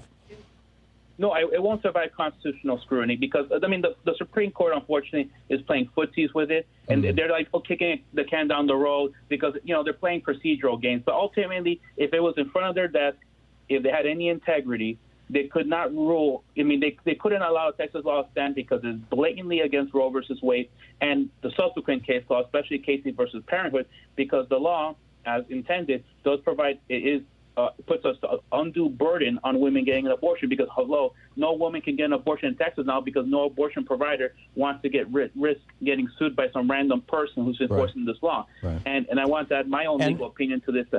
The people who thought about this scheme, they think they're so clever, but the problem is that even if they try to deputize private actors, because they want to avoid the state somehow directly enforcing it, when a state uses private actors to do something, that's still considered a state actor. So those private parties are still state actors because they're taking on the role of the government and enforcing that law. So in my opinion, that still is the state of Texas enforcing the law. They're just using different agents than the prosecutor's office. Except they're not, Alejandro, because there's no law against abortion in Texas. So, at least first trimester anyway. So the state actors are not enforcing the law. They're actually enforcing something that is not the law. If they were turning in tax cheats, they'd be enforcing the law. But trying to bust people who are helping somebody get an abortion, that's not a violation of the law. And I think that's a very, very important distinction. Alejandro, thanks a lot for the call. Steve in Chicago. Hey, Steve, I have 30 seconds to the end of the show. You got a quick one here? You wanted to talk about the Chicago situation?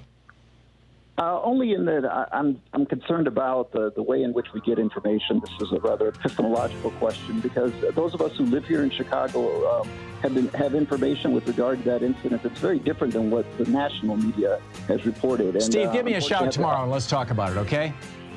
Because I'm sorry, I'm just flat out of time. But give me a shout tomorrow and we'll get into it because it's the end of the show. We'll be back tomorrow, same time, same place. In the meantime, don't forget, democracy is not a spectator sport. Get out there, get involved, get registered to vote if you're not. Make sure all your friends are. There's an election coming up in, 14 months, thereabouts? We got to start paying attention to this stuff. Big things happening. Tag, you're it. We'll see you tomorrow. Have a great afternoon.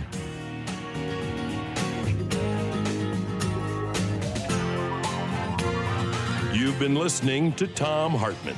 For audio and video archives, visit thomhartmann.com.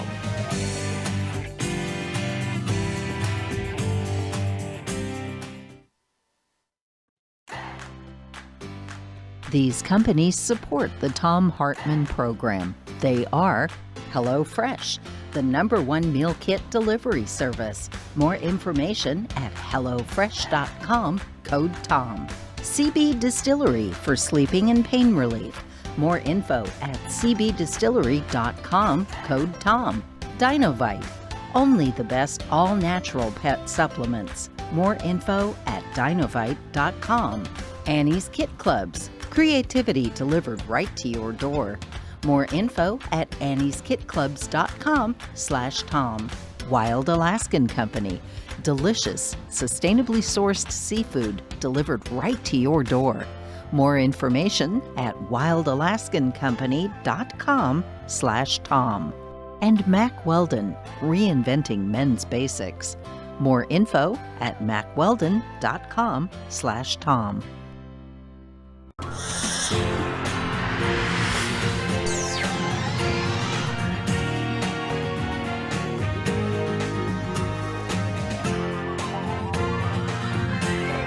We say fight back!